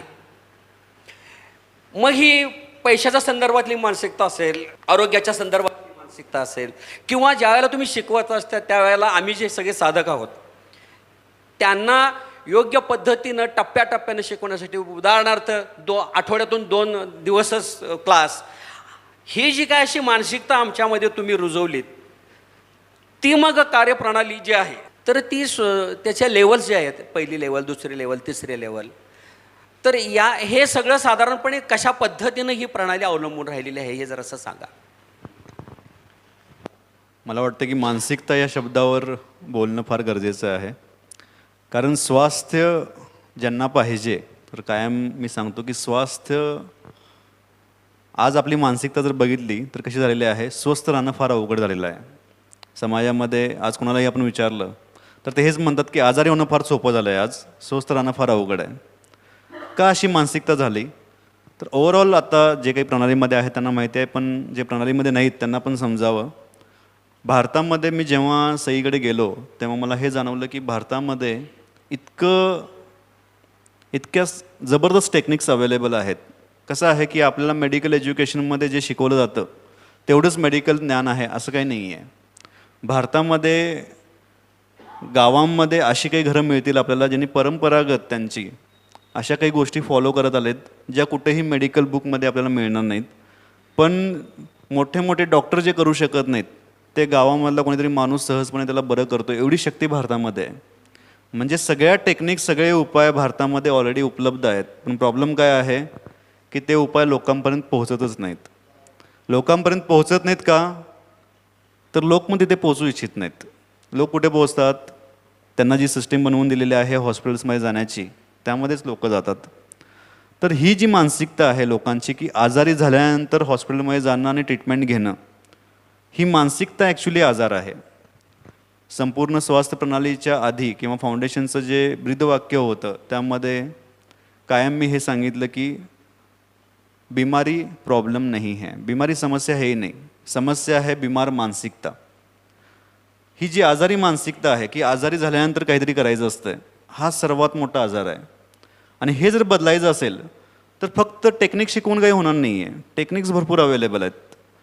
त्या टेक्निक जीवनामध्ये उतरवून आपल्या स्वास्थ्यासाठी काम करणं, ही मानसिकता जोपर्यंत तयार होत नाही तोपर्यंत स्वास्थ्य मिळू शकत नाही, स्वस्थ समाज निर्माण होऊ शकत नाही. मग त्यासाठी सिस्टीम कशी बनवायची, तर त्यासाठी मानसिकतेचा पहिला अभ्यास पाहिजे. आणि मला वाटतं की खरोखर ही कृपा होती देवाची की मला नॅशनल कोऑर्डिनेटरचा रोल मिळाला. ते 3 वर्ष जे माझे होते जीवनातले, मला असं वाटतं की मी 20 वर्ष जरी प्रॅक्टिस केली असती स्वतःची, तरी मी लोकांना तेवढं समजू शकलो नसतो, त्या मानसिकतेला समजू शकलो नसतो जे मी त्या 3 वर्षामध्ये शिकलो. कारण लाखो लोकांना मी भेटलो आणि माझा रोल असा होता की अगदी सामान्यातला सामान्य माणूस आणि त्या शहरामध्ये जिथं मी जायचो त्यातला सर्वात जो वेल नोन पर्सन असायचा तो देखील मला भेटायचा. प्रत्येकाची जी मानसिकता होती, त्यांचे जे प्रॉब्लेम्स होते, काय नेमका प्रॉब्लेम येतो, कितीही पैसा असला तरी स्वास्थ्य हे पैशाने विकत घेता येत नसतं. त्याचं जे मानसिकतेमध्ये ज्याच्या जे गेलेलं आहे ते जर बदलायचं असेल तर ते एका लेक्चरने सेमिनारने बदलू शकत नाही. त्यासाठी सिस्टीम पाहिजे. कारण मानसिकता ही वर्षानुवर्षाची डेव्हलप झालेली आहे. मी तर वर्षानुवर्षाने मी म्हणून पिढीनं पिढ्या तयार झालेली मानसिकता आहे. त्याला जर बदलायचं असेल तर आपल्याला एक सिस्टीम डेव्हलप करायला पाहिजे. मग त्याचे एक्सपेरिमेंट्स मी त्या पूर्ण नॅशनल कोऑर्डिनेटरच्या रोलमध्ये केले होते. त्यानंतर 2016 ते 2019मध्ये पण सर्व एक्सपेरिमेंटच केले. एक्सपेरिमेंट काय होता, पहिली तर मानसिकता की आपण स्वास्थ्यासाठी स्वतः जबाबदार होणं गरजेचं आहे. कारण आज आपण जोपर्यंत आपली स्वास्थ्याची जबाबदारी समोरच्याला दिलेली आहे, समोरच्याला म्हणजे डॉक्टरना, आज आपण काय करतो आहे, आजारी झाल्यानंतर हॉस्पिटलमध्ये जातो आहे म्हणजे काय, त्यांनी मला बरं करावं. आता ही जी मेथड आहे याला आपण ॲक्टिव्ह आणि पॅसिव्ह म्हणतो. ॲक्टिव्ह आणि पॅसिव्ह म्हणजे काय, उपचार किंवा स्वास्थ्य टिकवण्यासाठी 2 प्रकारच्या प्रणाली किंवा 2 प्रकारची प्रोसेस असते. एक असते ॲक्टिव्ह आणि एक असते पॅसिव्ह. आज आपण डॉक्टरकडे जातो तर आपण आपल्या स्वास्थ्यासाठी काय करतो, त्यामध्ये काहीच करत नाही. डॉक्टरनीच अभ्यास करायचा, डॉक्टरनीच ठरवायचं कोणता आजार आहे, डॉक्टरनीच ठरवायचं कोणता उपचार आहे, ते औषधं देतील, आपण फक्त ती घेतो, बाकी काहीच करत नाही त्यामध्ये. म्हणजेच ही पॅसिव्ह मेथड आहे. त्यामध्ये पेशंटचा काहीच रोल नाही स्वास्थ्यासाठी. जे काही आहे ते डॉक्टरांच्या हातात आहे. डॉक्टरांनी चुकीचं दिलं तर चुकीचं, बरं दिलं तर बरं, बरं नाही बरं झालं तर डॉक्टरच परत ठरवणार की नवीन काय द्यायचं आहे. म्हणजे पेशंटचा यामध्ये कुठेच काही रोल नाही. याला म्हणतात पॅसिव्ह ट्रीटमेंट. मग ती आयुर्वेदिक असो, ॲलोपॅथी असो, कुठलीही असो, यामध्ये पेशंटचा काही रोल नाही आहे. स्वतःहून त्याला काय करायचं नाही, जे करणार आहे ते डॉक्टरच करणार आहेत. ह्याला म्हणतात पॅसिव्ह ट्रीटमेंट. आणि पॅसिव्ह ट्रीटमेंट जी असते ती फक्त आजार बरी करू शकते, स्वस्थ कायम ठेवू शकत नाही. स्वस्थ जर कायम राहायचं असेल तर त्याला पाहिजे ॲक्टिव्ह ट्रीटमेंट. ॲक्टिव्ह ट्रीटमेंट म्हणजे काय, ज्यामध्ये ज्याला स्वास्थ्य पाहिजे त्यानं इन्व्हॉल्व्ह होऊन करणं गरजेचं आहे. आणि आपल्या भारतामध्ये, भारतीय संस्कृतीमध्ये अशाच मेथड समाजापर्यंत पोहोचवायला जायच्या, ज्यामुळे त्यांना करावं लागेल, त्यांना ॲक्टिव्हली त्यामध्ये इन्व्हॉल्व्ह व्हावं लागेल. संपूर्ण श्वास प्रणाली जर आपण बघितली, त्यामध्ये पूर्ण प्रोसेस कशी आहे की समोरच्याला ते आपल्या जीवनात उतरावं लागतं. आणि आपण सिस्टीम अशी बनवली की ते उतरायला पाहिजे, यासाठी आपण पूर्ण एक स्ट्रक्चर बनवलं त्याचं. तर जेव्हा, जसं आता मी एक्झाम्पल घेतो की पहिलं मॉड्यूल आपण शिकवलं आहे, तर पहिलं मॉड्यूल शिकवून कोणाला काय फायदा नाही आहे. त्याचा फायदा केव्हा होणार, जेव्हा त्याची प्रॅक्टिस केली. म्हणजे ही ॲक्टिव्ह ट्रीटमेंट झाली. आणि ॲक्टिव्ह ट्रीटमेंटच समाजामध्ये बदल घडवू शकते. जोपर्यंत ॲक्टिव्ह ट्रीटमेंट होणार नाही तोपर्यंत समाजामध्ये बदल घडत नाही. त्यामुळे आपण संपूर्ण श्वासप्रणालीमध्ये ही प्रोसेस निर्माण केली. दुसरं, आठवड्यातून 2 वेळा का, जेव्हा सुरुवात झाली तेव्हा आपण सगळ्यांच्या मनात प्रश्न यायचा की दररोज सेशन व्हायला पाहिजे. तर दररोज जर सेशन घेतला आपण तर किती लोक आले असती, सगळे आले असते सुरुवातीला. 1 महिन्यामध्ये 2 महिन्यामध्ये काय वाटलं असतं की आता आपण भरपूर शिकलो आहे, आता आपण घरी करूया प्रॅक्टिस. तर एकदा प्रोसेसमधून बाहेर गेला, कोणीही असो प्रोसेसमध्ये आलेला पर्सन, एकदा जो बाहेर जातो त्याला पहिल्याची मानसिकता, पहिल्याची प्रोग्रामिंग परत त्याच्यावर डॉमिनेट करायला लागते. तर कोणीही जो स्वास्थ्यासाठी आला आहे त्याला आयुष्यभर ते इनपुट स्वास्थ्याचं जायला पाहिजे, यासाठी काहीतरी सिस्टीम बनवणं गरजेचं होतं. मग बाकी सगळे क्लासेस कसे आहेत, दररोज 1 तास यायचं, दररोज 1 तास येऊन आपण त्यामध्ये शिकायचं, अशी त्यामध्ये प्रोसेस असते. आणि मग 1 महिना, 2 महिने, 3 महिने ते सगळेजण कार्य तिथं क्लासमध्ये जातात, शिकतात. पण इथं आपण प्रोसेस आठवड्यातून 2 दिवसाची केली, कारण आपल्याला 1-2 महिन्यासाठी कोणाला आणायचं नव्हतं इथं. त्यांनी आपल्या आयुष्याचा भाग हे जर बनवायचं असेल तर त्यांना त्यांच्या लाईफस्टाईलमध्ये रुटीनमध्ये ते सहजपणे बसवता आलं पाहिजे. आठवड्यातून 2 दिवस कोणीही काढू शकतो, कितीही बिझी पर्सन असू दे, तो आठवड्यातून 2 दिवस काढून आपल्या स्वास्थ्यासाठी येऊ शकतो. आणि बाकी जे दररोज करायचं आहे त्यांनी ते घरच्या घरी कसं करता येईल यासाठी मग आपण ॲप्लिकेशन अशा गोष्टींचा वापर केला. आज या पूर्ण सिस्टीमच्या मागे परत मानसिकताच आहे. मानसिकतेवर काम करायचं सूत्र काय आहे की एखादी गोष्ट तुम्ही भरपूर केली आणि थोडे दिवस केली तर त्याचा काहीच फायदा होत नाही. आणि छोटीशी गोष्ट तुम्ही भरपूर दिवस केली, लाँग टर्म केली, तर त्याचा आपल्या मानसिकतेवर सकारात्मक परिणाम असतो. त्यामुळे थोडं करा पण लाँग टर्म करा, अशी कन्सेप्ट धरून आपण ही संपूर्ण श्वास प्रणाली बनवली. मग ह्या प्रत्येक पाठीमध्ये जर आपण बघितलं एक सायन्स आहे, आणि ते सायन्स कोणतं आहे तर मानसिकतेचं. स्वास्थ्य ही मानसिकता आहे. जोपर्यंत आपण मानसिकतेवर काम करणार नाही तोपर्यंत ते होऊ शकत नाही. तर आता स्वास्थ्यासाठी मानसिकता बदलणं हे फार गरजेचं होतं आणि ते झालं. पण तुम्ही जे सांगितलं की आर्थिक बाबतीत जी मानसिकता आहे ती बदलणं फार मोठी गोष्ट आहे आणि काही लोकांमध्येच ते निर्माण होतं आणि मला वाटतं की ज्यांच्यामुळे ते निर्माण होतं आहे त्यांच्यामुळंच आज पूर्ण ही व्यवस्था सुरू आहे. पण ही मानसिकता देखील बदलणं फार गरजेचं आहे. यावर नक्कीच मी आणखीन बोलेन. पण आज आपण जिथून सुरुवात केली फाउंडेशनची आणि आज आपण जिथं आहोत त्यामध्ये मला वाटतं की समाजाची जी मानसिकता बदलायला पाहिजे होती हेल्थच्या बाबतीत, ते सर्वात मोठं काम हेल्दी लाईफस्टाईल फाउंडेशनने केलं आहे. विचारांची ताकद आणि मानसशास्त्र या सगळ्यांचा तुम्ही पुरेपूर वापर करून सगळ्या साधकांच्यामध्ये या संपूर्ण स्वास्थ्य प्रणालीमध्ये तुम्ही ते पर्क्युलेट करण्याचा अतिशय जाणीवपूर्वक तुम्ही प्रयत्न केला.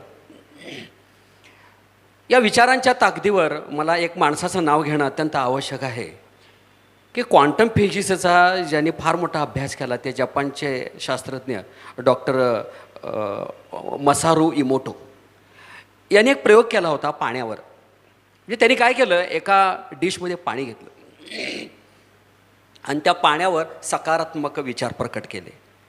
किती छान पाणी, किती सुंदर पाणी, किती निर्मळ पाणी, असं म्हणून अगदी मनापासून विचार त्या पाण्यावर प्रकट केले आणि ती डिश फ्रीजरमध्ये ठेवली. आणि 1 तासानंतर ती प्लेट बाहेर काढली तर त्या प्लेटमध्ये अतिशय सुंदर मनोहारी असं क्रिस्टल निर्माण झालेलं होतं. अत्यंत सुंदर डिझाईनचं क्रिस्टल निर्माण झालेलं होतं. नंतर त्यांनी काय केलं, परत दुसरी डिश घेतली आणि त्यात पाणी घेतलं आणि त्यावर नकारात्मक विचार त्या ठिकाणी प्रकट केले. काय हे पाणी आहे, कसलं हे पाणी आहे, हे काय बरोबर नाही, असं म्हणून ते पाणी त्यांनी फ्रीजरमध्ये ठेवलं. तर त्याचं जे काय स्फटिक बनलं होतं ते अर्धवट काळं, त्याला कसलं डिझाईन नव्हतं. आणि त्यांनी जर या निसर्गातल्या पाण्यावर, निसर्गाच्या प्रत्येक गोष्टीवर जर विचारांचा परिणाम होत असेल तर तो माणसामध्ये व्हायलाच पाहिजे हे सिद्ध केलं. आणि नेमकं बरोबर तुम्ही हे सिद्ध करून दाखवलं. एकंदरीत जी 2014 पासून आत्तापर्यंत जो तुमचा प्रवास आणि हे जे पर्क्युलेट करायचं आणि संपूर्ण स्वास्थ्य प्रणाली एस्टॅब्लिश करायची, आणि हे करत असताना तुम्ही वेगवेगळ्या ॲक्टिव्हिटी पण तुम्ही घेत आलेला आहात. तर खरोखर हे अवघड काम आहे. तर त्याच्या ॲक्टिव्हिटी तुम्ही वेगवेगळ्या याबरोबरच घेतलात, त्याबद्दल तुम्ही थोडंसं सांगावं. संपूर्ण स्वास्थ्य प्रणालीचा बेस जो आहे तो आपण जसं त्यांनी सांगितलं आता एकदा समजून घेऊया. जनरली लोकांना काय वाटतं की फाउंडेशनमध्ये योगा क्लास होतो, तर आपण सांगताना देखील काय सांगायचं हे सगळ्यांना समजत नाही. तर योगा क्लास, कारण योगची भाषा, योगची परिभाषा आणि योगाचा अर्थ हा लोकांमध्ये फार वेगळा आहे. आणि आज योग क्लास म्हणजे काय असतं की बाहेर जसे आपण क्लासेस करतो तिथे जातो, आपण रोज काहीतरी आसन करतो, प्राणायाम करतो, तर असे योगा क्लास फाउंडेशनमध्ये आपण घेत नाही. कारण योग काय आहे हे आपण आधी समजावून सांगतो. संपूर्ण श्वास प्रणालीचा बेस जो आहे तो पंचकोशचा बेस आहे. योग क्लास जेव्हा आपण म्हणतो तेव्हा फक्त आसन प्राणायामावर आपण लिमिटेड राहतो. संपूर्ण श्वास प्रणालीमध्ये 5 लेवल्स आपण जे बनवले, तर ते 5 लेवल काय आहेत, तर जे मूळ आहे आजाराचं त्या मुळापर्यंत जर पोहोचायचं असेल तर पहिल्यांदा वरवरची धूळ काढायला पाहिजे आणि हळूहळू आपण मग डेप्थमध्ये जाऊन त्या मुळावर काम करायला पाहिजे. तर हे काही नवीन सिस्टीम कुठली बनवलेली नाही आहे, फक्त ती नवीन भाषेमध्ये लोकांना समजेल अशा भाषेमध्ये आपण बनवली. ही गोष्ट फार पुरातन काळापासून आहे. तैत्तरीय उपनिषदच्या काळामध्ये पंचकोश सांगितलेलं आहे. पंचकोश म्हणजे जे 5 आपले शरीराचे भाग आहेत, किंवा असं म्हणू की आपलं अस्तित्वाचे 5 भाग आहेत. 5 शरीर ज्याला आपण म्हणतो, अन्नमय, प्राणमय, मनोमय, विज्ञानमय आणि आनंदमय शरीर. तर हे 5 शरीरांचा समतोल कसा राखायचा हेच स्वास्थ्य आहे. मग या 5ही शरीरावर कसं काम करायचं यासाठी स्टेप बाय स्टेप आपण एक जी प्रणाली बनवली त्याला आपण संपूर्ण श्वास प्रणाली नाव दिलं आहे. फर्स्ट लेवलमध्ये जेव्हा येतात सर्वजण, तेव्हा सर्वांना पहिल्यांदा स्वास्थ्याची काळजी म्हणजे कशाची काळजी असते? मला ॲसिडिटी आहे, माझं हे दुखतं आहे, माझी कमर दुखतं आहे, माझा गुडघा दुखतो आहे, वरवरचे प्रॉब्लेम्स, मला थकवा फार येतो किंवा थोडा स्ट्रेस आहे. तर अशा गोष्टींवर त्यांना काम करायचं असतं. किंवा डाएट, त्यांना माहीत असतो की डाएट जो पार्ट आहे तो माझा खराब आहे, डाएटबद्दल मला काहीतरी शिकवायला मिळावं, एक्सरसाइज माझी होत नाही, एक्सरसाइजची मला सवय लागावी, या उद्देशानंच प्रत्येकजण इथं जॉईन होतो. तर त्यासाठी फर्स्ट लेवल आहे. फर्स्ट लेवलमध्ये आपण आपल्या अन्नमय शरीरावर काम करतो. पण तेवढं झाल्यानंतर जेव्हा त्यांना रिझल्ट दिसायला लागतो तेव्हा मग आपण ॲक्च्युअल जी पुढची गोष्ट करायला पाहिजे स्वास्थ्यामध्ये त्याच्यावर शिफ्ट होतो सेकंड लेवलमध्ये. सेकंड लेवलमध्ये आपण प्राणमय आणि मनोमय शरीर यावर संबंधित सगळ्या टेक्निक्सवर काम करतो. आणि मग थर्ड लेवलमध्ये विज्ञानमय शरीर, आनंदमय शरीर, अशा 3 लेवल ज्या आहेत. मला वाटतं की फाउंडेशन जे जॉईन करतात त्यांनी पहिल्यांदा कमीत कमी 3 लेवल पूर्ण करणं गरजेचं आहे जर संपूर्ण स्वास्थ्य पाहिजे असेल. आपण स्वास्थ्यावर काम करत नाही आहे, संपूर्ण स्वास्थ्यावर काम करतो आहे. टेम्पररी फक्त वरती एक्सरसाइज आणि डाएट करून ज्यांनी स्वास्थ्य मिळवलं आहे, काही दिवसांनी त्यांचं स्वास्थ्य परत खराब होतं कारण त्यांनी मुळामध्ये काम केलेलं नसतं. तर ह्या 3 लेवल हा बेस आहे. आणि ह्या 3 लेवलचा बेस तयार झाल्यानंतर मग 4थी आणि 5वी लेवल ही ॲडव्हान्स लेवल्स आहेत, ज्यामध्ये आपण जे मूळ आहे आणि स्वास्थ्याचा खरा अर्थ जो आहे त्यावर आपण काम करायला लागतो. मग या पूर्ण प्रोसेसमध्ये जे आठवड्यातून 2 दिवस ते येतात त्यामध्ये जो सिलॅबस घेतलेला आहे तो कसा घेतला तर हा कोणत्याही बुकमधला सिलॅबस नाही आहे की आपण एखादं पुस्तक बघू आणि त्यामध्ये ही टेक्निक मिळेल किंवा असा पूर्ण सिक्वेन्स लिहिलेला आहे की असं करूया. ही टेक्निक डेव्हलप झालेली आहे. आणि मला वाटतं की 2014 पासूनचा आत्तापर्यंतचा जो प्रवास आहे त्या अनुभवातून आणि मला जे मार्गदर्शन मिळालं माझ्या गुरूंचं, माझी जी साधना होती त्या साधनेतून ज्या गोष्टी समोर आल्या त्याचा परिणाम म्हणजे संपूर्ण श्वास प्रणाली आहे. संपूर्ण श्वास प्रणालीमध्ये कोणत्याही ॲकॅडमिक गोष्टी घेतलेल्या नाही आहेत. म्हणजे मी MD केलं तर MD माझं योगा रिहॅबिलिटेशनमध्ये झालं आहे तर MD योगामध्ये केलं आहे म्हणजे आमच्या सिलॅबसमध्ये ह्या गोष्टी असतील असं काहीच नव्हतं. त्यामध्ये MDच्या सिलॅबसमध्ये आत्ता जे आपण टेक्निक शिकतो त्यातल्या काही टेक्निक असतील कारण ते सिलॅबसचा पार्ट होता. पण ही सिस्टीम कुठं पुस्तकातून आलेली सिस्टीम नाही आहे. ही लोकांच्या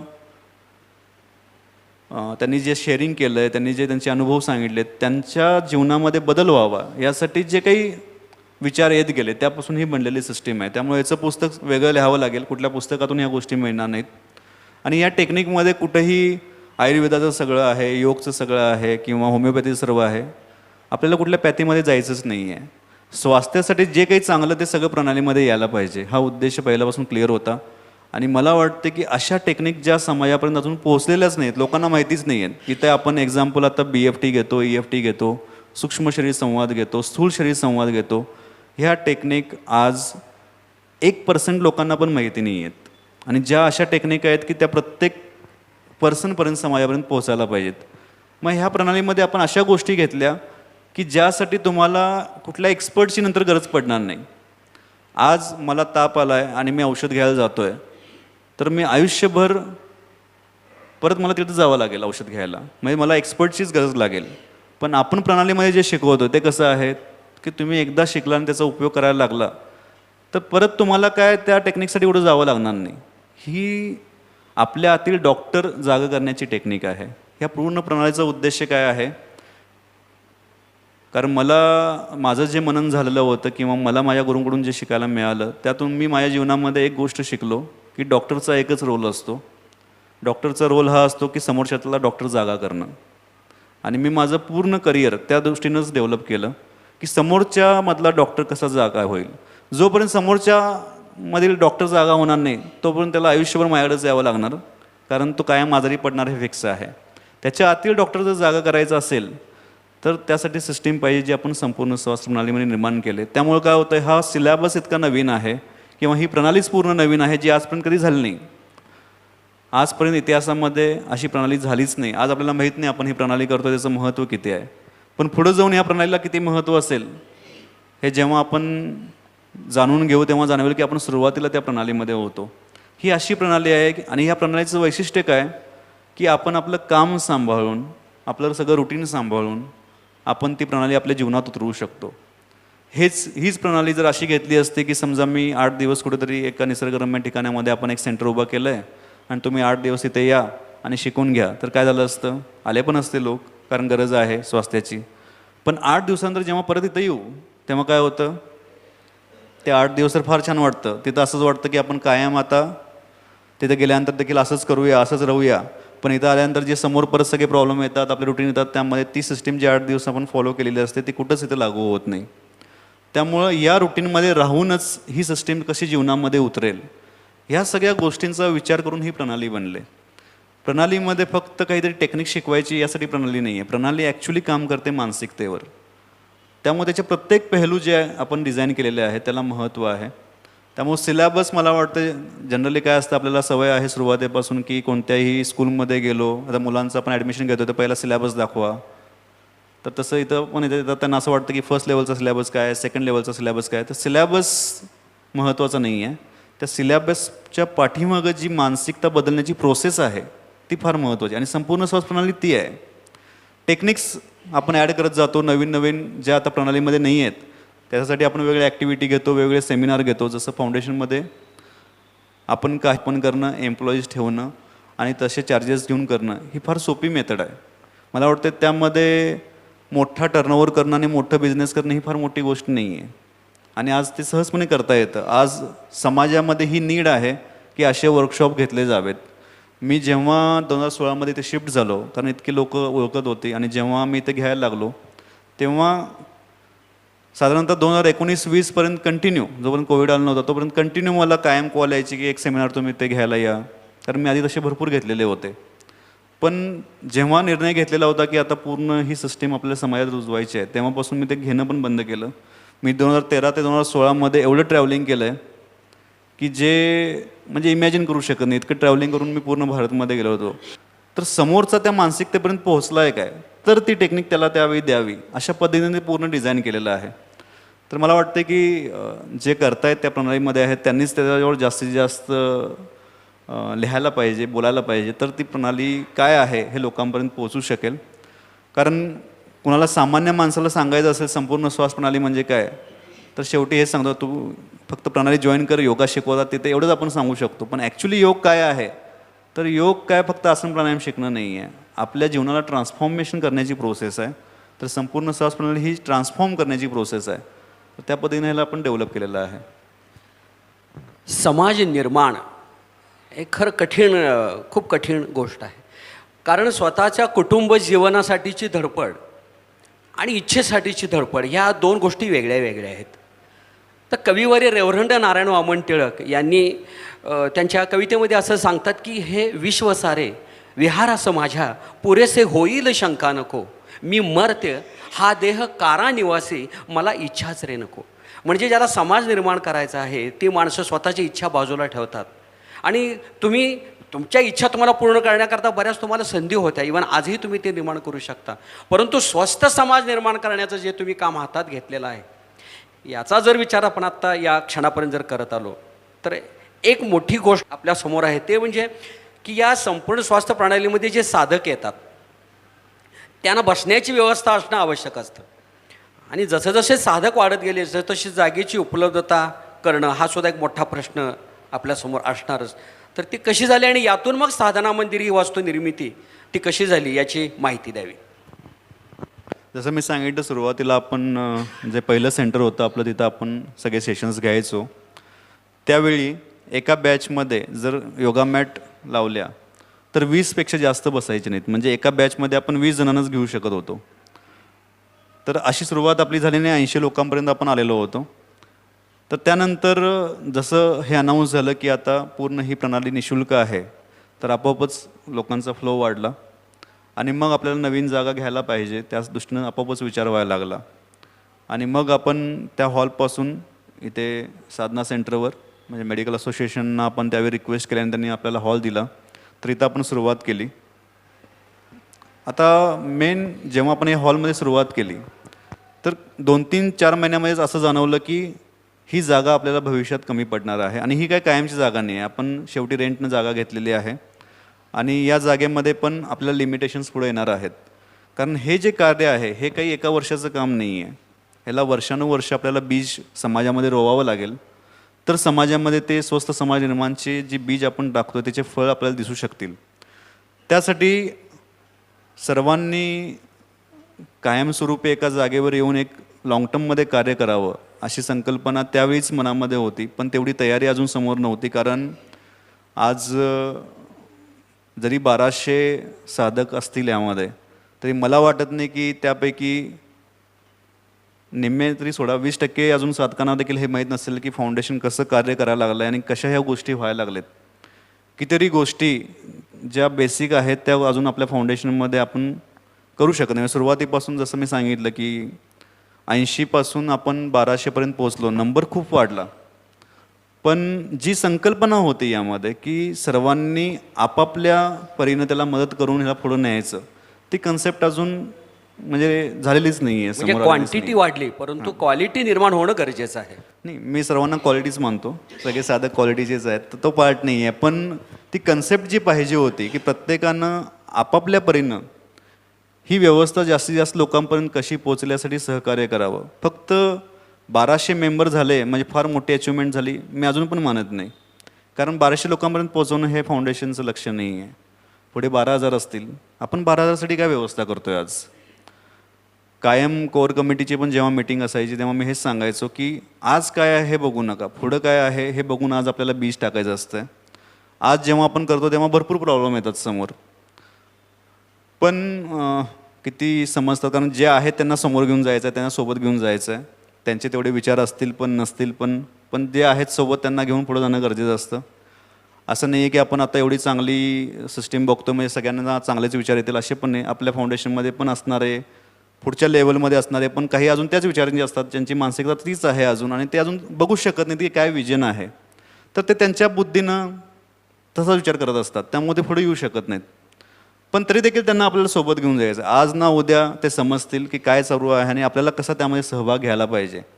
कारण आर्थिक बाजू म्हणजे आपल्या इथं काय आहे की स्वतः कितीही आर्थिक साठी तो काही करत असेल पण दुसऱ्याने काही आर्थिक बाजू बोलली तर त्याला त्यामध्ये फॉल्टच दिसत असतो आणि आपल्या इथं फॉल्ट बघणारे खूप आहेत. मला वाटतं की आपल्या फाउंडेशनमध्ये आत्ता गरज जी आहे, आपण आता ज्या स्टेजला आहे तिथं बोलणारे कमी आणि करणारे जास्त पाहिजेत. आपण त्या स्टेजवर आता आलेलो आहोत. कारण आजपर्यंत करणारे जेवढे होते त्यांच्या माध्यमातून एवढं झालेलं आहे, पण आत्ता जिथंपर्यंत जायचं आहे आपल्याला तिथंपर्यंत आता करणारे म्हणजे ते हात पुढे येणं फार गरजेचं आहे. आज पण आपण ज्या हॉलमध्ये आत्ता आपण सेशन्स घेतो आहे तर त्या हॉलमध्ये संख्या खूप वाढली. 300पासून 1200पर्यंत आपण गेलो.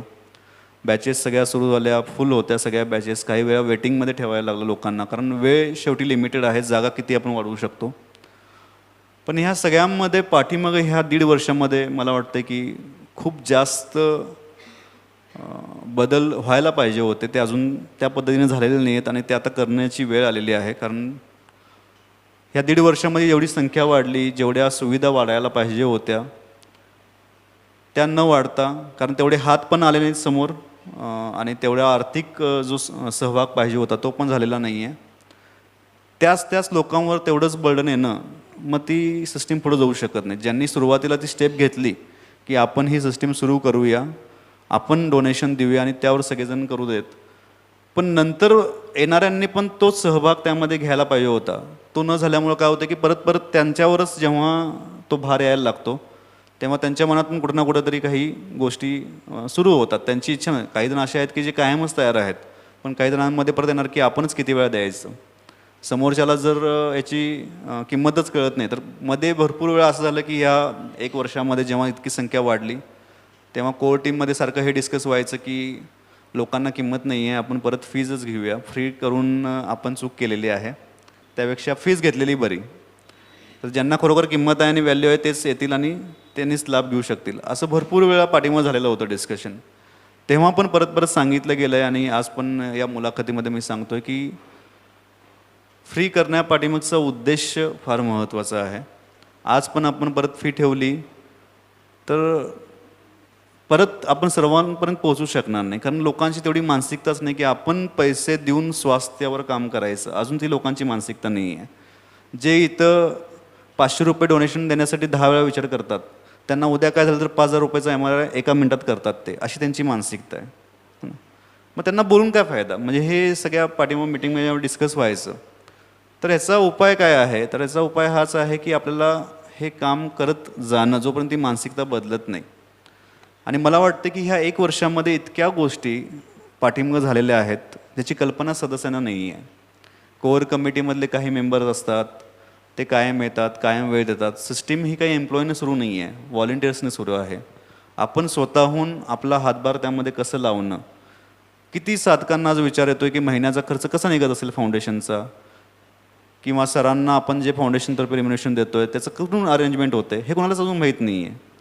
आपण आज इतक्या गोष्टी करतोय फाउंडेशनमध्ये. त्या समजा एक नाट्यगृहामध्ये प्रोग्राम जर आपल्याला घ्यायचा असेल तर त्याचा किती खर्च आहे, त्या खर्चासाठी आपण काय व्यवस्था केली आहे, आपण काही सहभाग दिला आहे का, आपण काही सहकार्य केलं आहे का, हा विचार अजून तेवढी मानसिकताच डेव्हलप झालेली नाही आहे. पण ती डेव्हलप करणं आता गरजेचं आहे, कारण आता आपण त्या फेजमध्ये आहोत जिथं जेवढ्या जास्तीत जास्त लोकांचा हातभार लागेल तेवढ्या जास्तीत जास्त लोकांना आपण ते पुढे देऊ शकू. प्लॅटफॉर्म रेडी आहे आता. साधना मंदिर कशासाठी आहे? साधना मंदिर क्वांटम जम्पसाठी आहे. आपण थोडक्या लोकांना आज देतो ते जास्तीत जास्त लोकांना देण्यासाठी जे एक कायमस्वरूपी स्थान पाहिजे होतं ते साधना मंदिर आहे. पण त्यासाठी फक्त जागा मोठी करून चालत नाही, तेवढंच मन मोठं व्हायला पाहिजे आणि तेवढेच हात पण सगळ्यांचे जास्तीत जास्त येऊन ते मोठे व्हायला पाहिजेत. जेव्हा हातभार वाढतो आणि मन मोठं होतं तेव्हाच ती व्यवस्था आपण तयार करू शकतो जी जास्तीत जास्त समाजापर्यंत आपण पोचवू शकतो. तर हे कुठंतरी आता सगळ्यांना कळणं फार गरजेचं आहे. साधना मंदिर काय आहे, त्याचा उद्देश काय आहे, याच्यापेक्षा आता आपण पहिल्यांदा ज्या स्थितीमध्ये आहोत, ज्या पॉईंटवर आज आहोत, तिथं आपण आता काय करायला पाहिजे हे आपल्या सर्व सदस्यांना कळणं, साधकांना कळणं फार गरजेचं आहे. कारण आपण सर्वांनी मिळून हे केलं तर आज आपण एवढं मोठं बीज ज्या साधना मंदिरच्या रूपनं डेव्हलप करतो आहे ते हजारो लोकांपर्यंत पुढं फार मोठं फळ देईल याचा मला विश्वास आहे. आणि मला हा पण विश्वास आहे की सुरुवातीला काहीच लोक हे समजत होते, आज खरोखर भरपूर लोक जरी आता ते पुढे आलेले नसले तरी त्यांच्या मनामध्ये कुठेतरी आज बीज आहे की ही गोष्ट आता करणं गरजेचं आहे आणि ते हातभार पण लावत आहेत. आज साधना मंदिर आपण निर्माण केलं आहे, 29 ऑगस्टला त्याचं उद्घाटन आहे. तर साधना मंदिरसाठी जेव्हा निर्णय घेतला गेला तेव्हा फाउंडेशनकडे किती फंड होता, तर आपण मायनसमध्येच होतो. कित्येक महिन्याचं रेम्युनरेशन तर मी घेतलेलंच नव्हतं, कारण अवेलेबलच नाही आहे. पण तर घ्यायचं कसं? तिथून आपण साधना मंदिर करायचा हा निर्णय घेतलेला आहे. तर साधना मंदिर निर्णय घेतल्यावर कसं होणार, काय होणार हे काहीच माहीत नव्हतं. पण खरोखर सगळ्या मेंबर्सनी खूप छान रिस्पॉन्स दिला. त्यांच्या प्रतीनं जेवढं काही शक्य आहे त्यांनी तेवढं केलं. पण ते काही पूर्ण आपली गरज झालेली आहे त्यामध्ये असं पण काही नव्हतं. पण जेवढं काही साधकांनी मदत केले त्यांना खरोखर आपण धन्यवाद आहेत त्यांना, की त्यांनी त्यांच्या पद्धतीनं जेवढं शक्य आहे तेवढं सहकार्य केलं. त्यामुळं आपण एक बीज तरी जी सुरुवात करायची होती साधना मंदिर ती करू शकलो. पण आता साधना मंदिर निर्माण होतं आहे त्याची जेवढी मोठी गरज होती ती अजून पण पूर्ण झालेली नव्हती. मग त्यासाठी काही जणांनी आता जे पाठीमागे कष्ट घेतलेत, आज आपण साधना मंदिर निर्माण केल्यामध्ये त्याचा फंड आपल्याकडे निर्माण झाला म्हणून झाला आहे असं पण नाही आहे. आपण डिपॉझिट स्वरूपात काही लोकांकडून घेतलेलं आहे. तर ह्या गोष्टी सगळ्या आता साधकांना माहीत असणं गरजेचं आहे. साधना मंदिर निर्माण करतोय म्हणून काय मासिक आपले जे मंथली एक्सपेन्सेस आहेत ते काय बंद झाले असे पण नाहीत, ते तर आहे तसे चालूच आहेत. तर ह्यासाठी आता मला वाटतं की सर्वांनी एकत्र येऊन काही गोष्टी करणं गरजेचं आहे. फाउंडेशनचा उद्देश फक्त काय मंथली एक्सपेन्सेस पूर्ण करण्याचा नाही आहे. आपण समाजापर्यंत जर पोहोचायचं असेल तर नवनवीन व्यवस्था लोकांसाठी निर्माण करणं गरजेचं आहे. साधना मंदिर एक असं स्थान आहे ज्या ठिकाणी आपण हक्कानं फाउंडेशनच्या अशा व्यवस्था ज्या समाजातील लोक लाभ घेऊ शकतील, पहिला मेंबर तरी सगळे लाभ घेऊ देत, अशा पद्धतीनं काही व्यवस्था अजून आपल्याला निर्माण करायच्या आहेत. तर त्या सगळ्या गोष्टी आपण भविष्यकालीन योजनामध्ये बोलूच, पण हा उद्देश समजून सर्वांनी आता एकत्र येणं फार गरजेचं आहे असं मला वाटतं. स्वास्थ्याबरोबरच ज्या सॉफ्ट स्किल्स असतात, म्हणजे त्या सॉफ्ट स्किल्स डेव्हलपमेंटसाठी महिला साधकांच्या करता नारी शक्ती सेवा मंच ही लेडीज विंग तुम्ही निर्माण केलीत. तर या लेडीज विंगच्या कार्याबद्दल आपण काय सांगाल? आणि त्याचबरोबर आता आपण संपूर्ण विकास मंच ही जेंट्स विंग सुरू करत आहोत, त्याबद्दलही थोडंसं सांगावं. स्वास्थ्य म्हणजे फक्त डाएट एक्सरसाइज करणं नाही आहे. जेव्हा आपण मनावर काम करतो आहे तर मनावर काम फक्त टेक्निक शिकून होत नाही. काही गोष्टी ज्याला आपण स्किल्स म्हणतो, मी सॉफ्ट स्किल्स नाव दिलं त्याला, स्किल किंवा आपले गुण विकसित करणं हे देखील स्वास्थ्यासाठी फार महत्त्वाचं आहे. नारी शक्ती महिला मंच, नारी शक्ती सेवा मंच जो महिलांचा आपण एक प्लॅटफॉर्म तयार केला, तर जवळजवळ 1.5 वर्ष झाले त्याला. त्याचा उद्देश हा होता की त्याच्या मागची परत मानसिकता सांगतो मी. आज महिलांमध्ये जे काही आजार आहेत किंवा जे काही प्रॉब्लेम्स आहेत ते कुठं ना कुठं तरी परत मानसिकतेशीच कनेक्टेड आहे. जे आपली एक सोशल स्ट्रक्चर निर्माण झालेलं आहे, आपल्या विचारांना भावनांना एक्सप्रेस करता न येणं. आज भारतीय महिलांमध्ये सर्वात जास्त आजार जे आहेत त्याचं मूळ जे आहे ते सप्रेशनचं आहे. तर असा एक प्लॅटफॉर्म ज्यामध्ये महिला स्वतःच्या कलागुणांना वाव देऊ शकतील किंवा आपलं मत व्यक्त करू शकतील, आपल्या गुणांना वाव देऊ शकतील, मन मोकळ्यापणाने शेअरिंग करू शकतील, हा एक प्लॅटफॉर्म. आणि त्याला जोडून फाउंडेशनसाठी त्या कसं सेवाभावाने पुढे येऊ शकतील हा उद्देश ठेवून आपण मागच्या वर्षी याची स्थापना केली होती. आणि मला वाटतं की फार मोठं कार्य नारी शक्ती सेवा मंचद्वारे झालं आहे.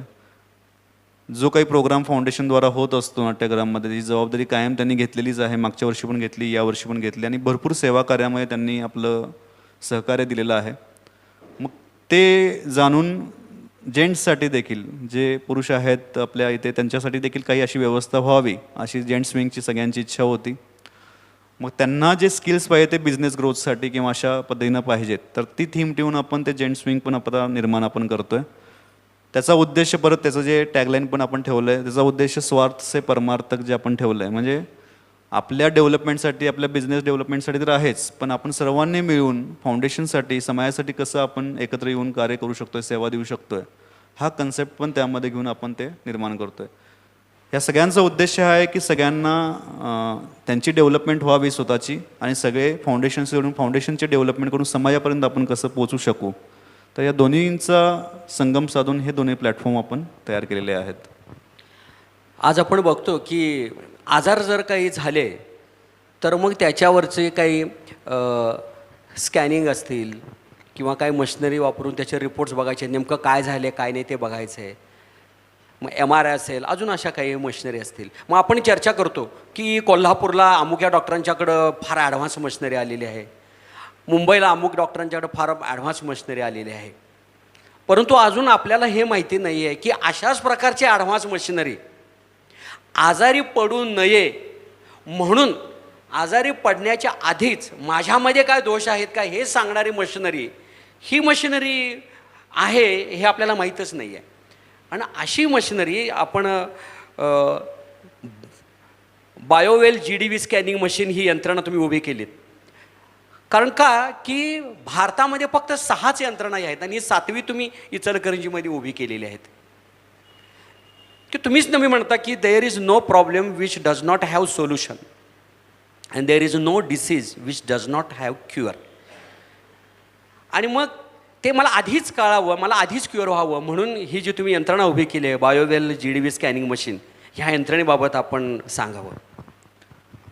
बायोवेल GDV मशीनबद्दल ॲक्च्युली मी जेव्हा नॅशनल हेड होतो तेव्हा ह्या मशीन्स भारतामध्ये रिसर्चच्या स्वरूपात आलेल्या होत्या. म्हणजे ती टेक्नॉलॉजी फार नवीन होती त्यावेळी, आणि जास्तीत जास्त लोकांवर त्याचं एक्सपेरिमेंट व्हावं यासाठी ती मशीन आम्हाला दिलेली गेली होती. कारण मी पूर्ण भारतामध्ये जायचो टीम घेऊन आणि भरपूर लोक त्यामध्ये यायचे, तर त्यांचे स्कॅन्स त्यांना फ्रीली मिळायचे. कारण कोणत्याही मशीनला जर डेव्हलप करायचं असेल तर भरपूर लोकांचा डेटा घ्यावा लागतो, त्याचं ॲनालिसिस करून मग एक प्रोग्राम त्या मशीनचा बनत असतो. त्यामुळे त्या मशीन्स मला आमच्या संस्थेला दिल्या गेल्या होत्या आणि ते मी वापरायचो कंटिन्यू. तर जेव्हा जेव्हा जिथे जिथे मी सेमिनार्स घेतले तिथे तिथे ती मशीन माझ्यासोबत असायची, त्यामुळे त्या मशीनबद्दल मला फार आधीपासून माहिती होतं. 2014 पासून 2020पर्यंत 5-6 वर्षांमध्ये भरपूर त्या मशीन्समध्ये डेव्हलपमेंट झाले, भरपूर लाखो लोकांचे रिडिंग्स घेतले गेले आणि त्या मशीन्स डेव्हलप आणि त्याचे प्रोग्राम्स डेव्हलप होऊन त्या मार्केटमध्ये लोकांपर्यंत पोहोचल्या. आता मग ते इचलकरंजीमध्ये कारण ते फार आधीपासून सांगत होते की तुम्ही मशीन ते घ्या, पण मला ॲक्च्युली जर ते मशीन घेतलं, कारण असे जे मशीन आता आहेत भारतामध्ये ते फक्त त्या मशीनसाठीच सेंटर चालवतात. तर तेवढा वेळ देणं त्या मशीनसाठी शक्य नव्हतं आणि तो माझा उद्देश पण नव्हता. त्यामुळे मशीन सुरुवातीला मी घेतलंच नव्हतं.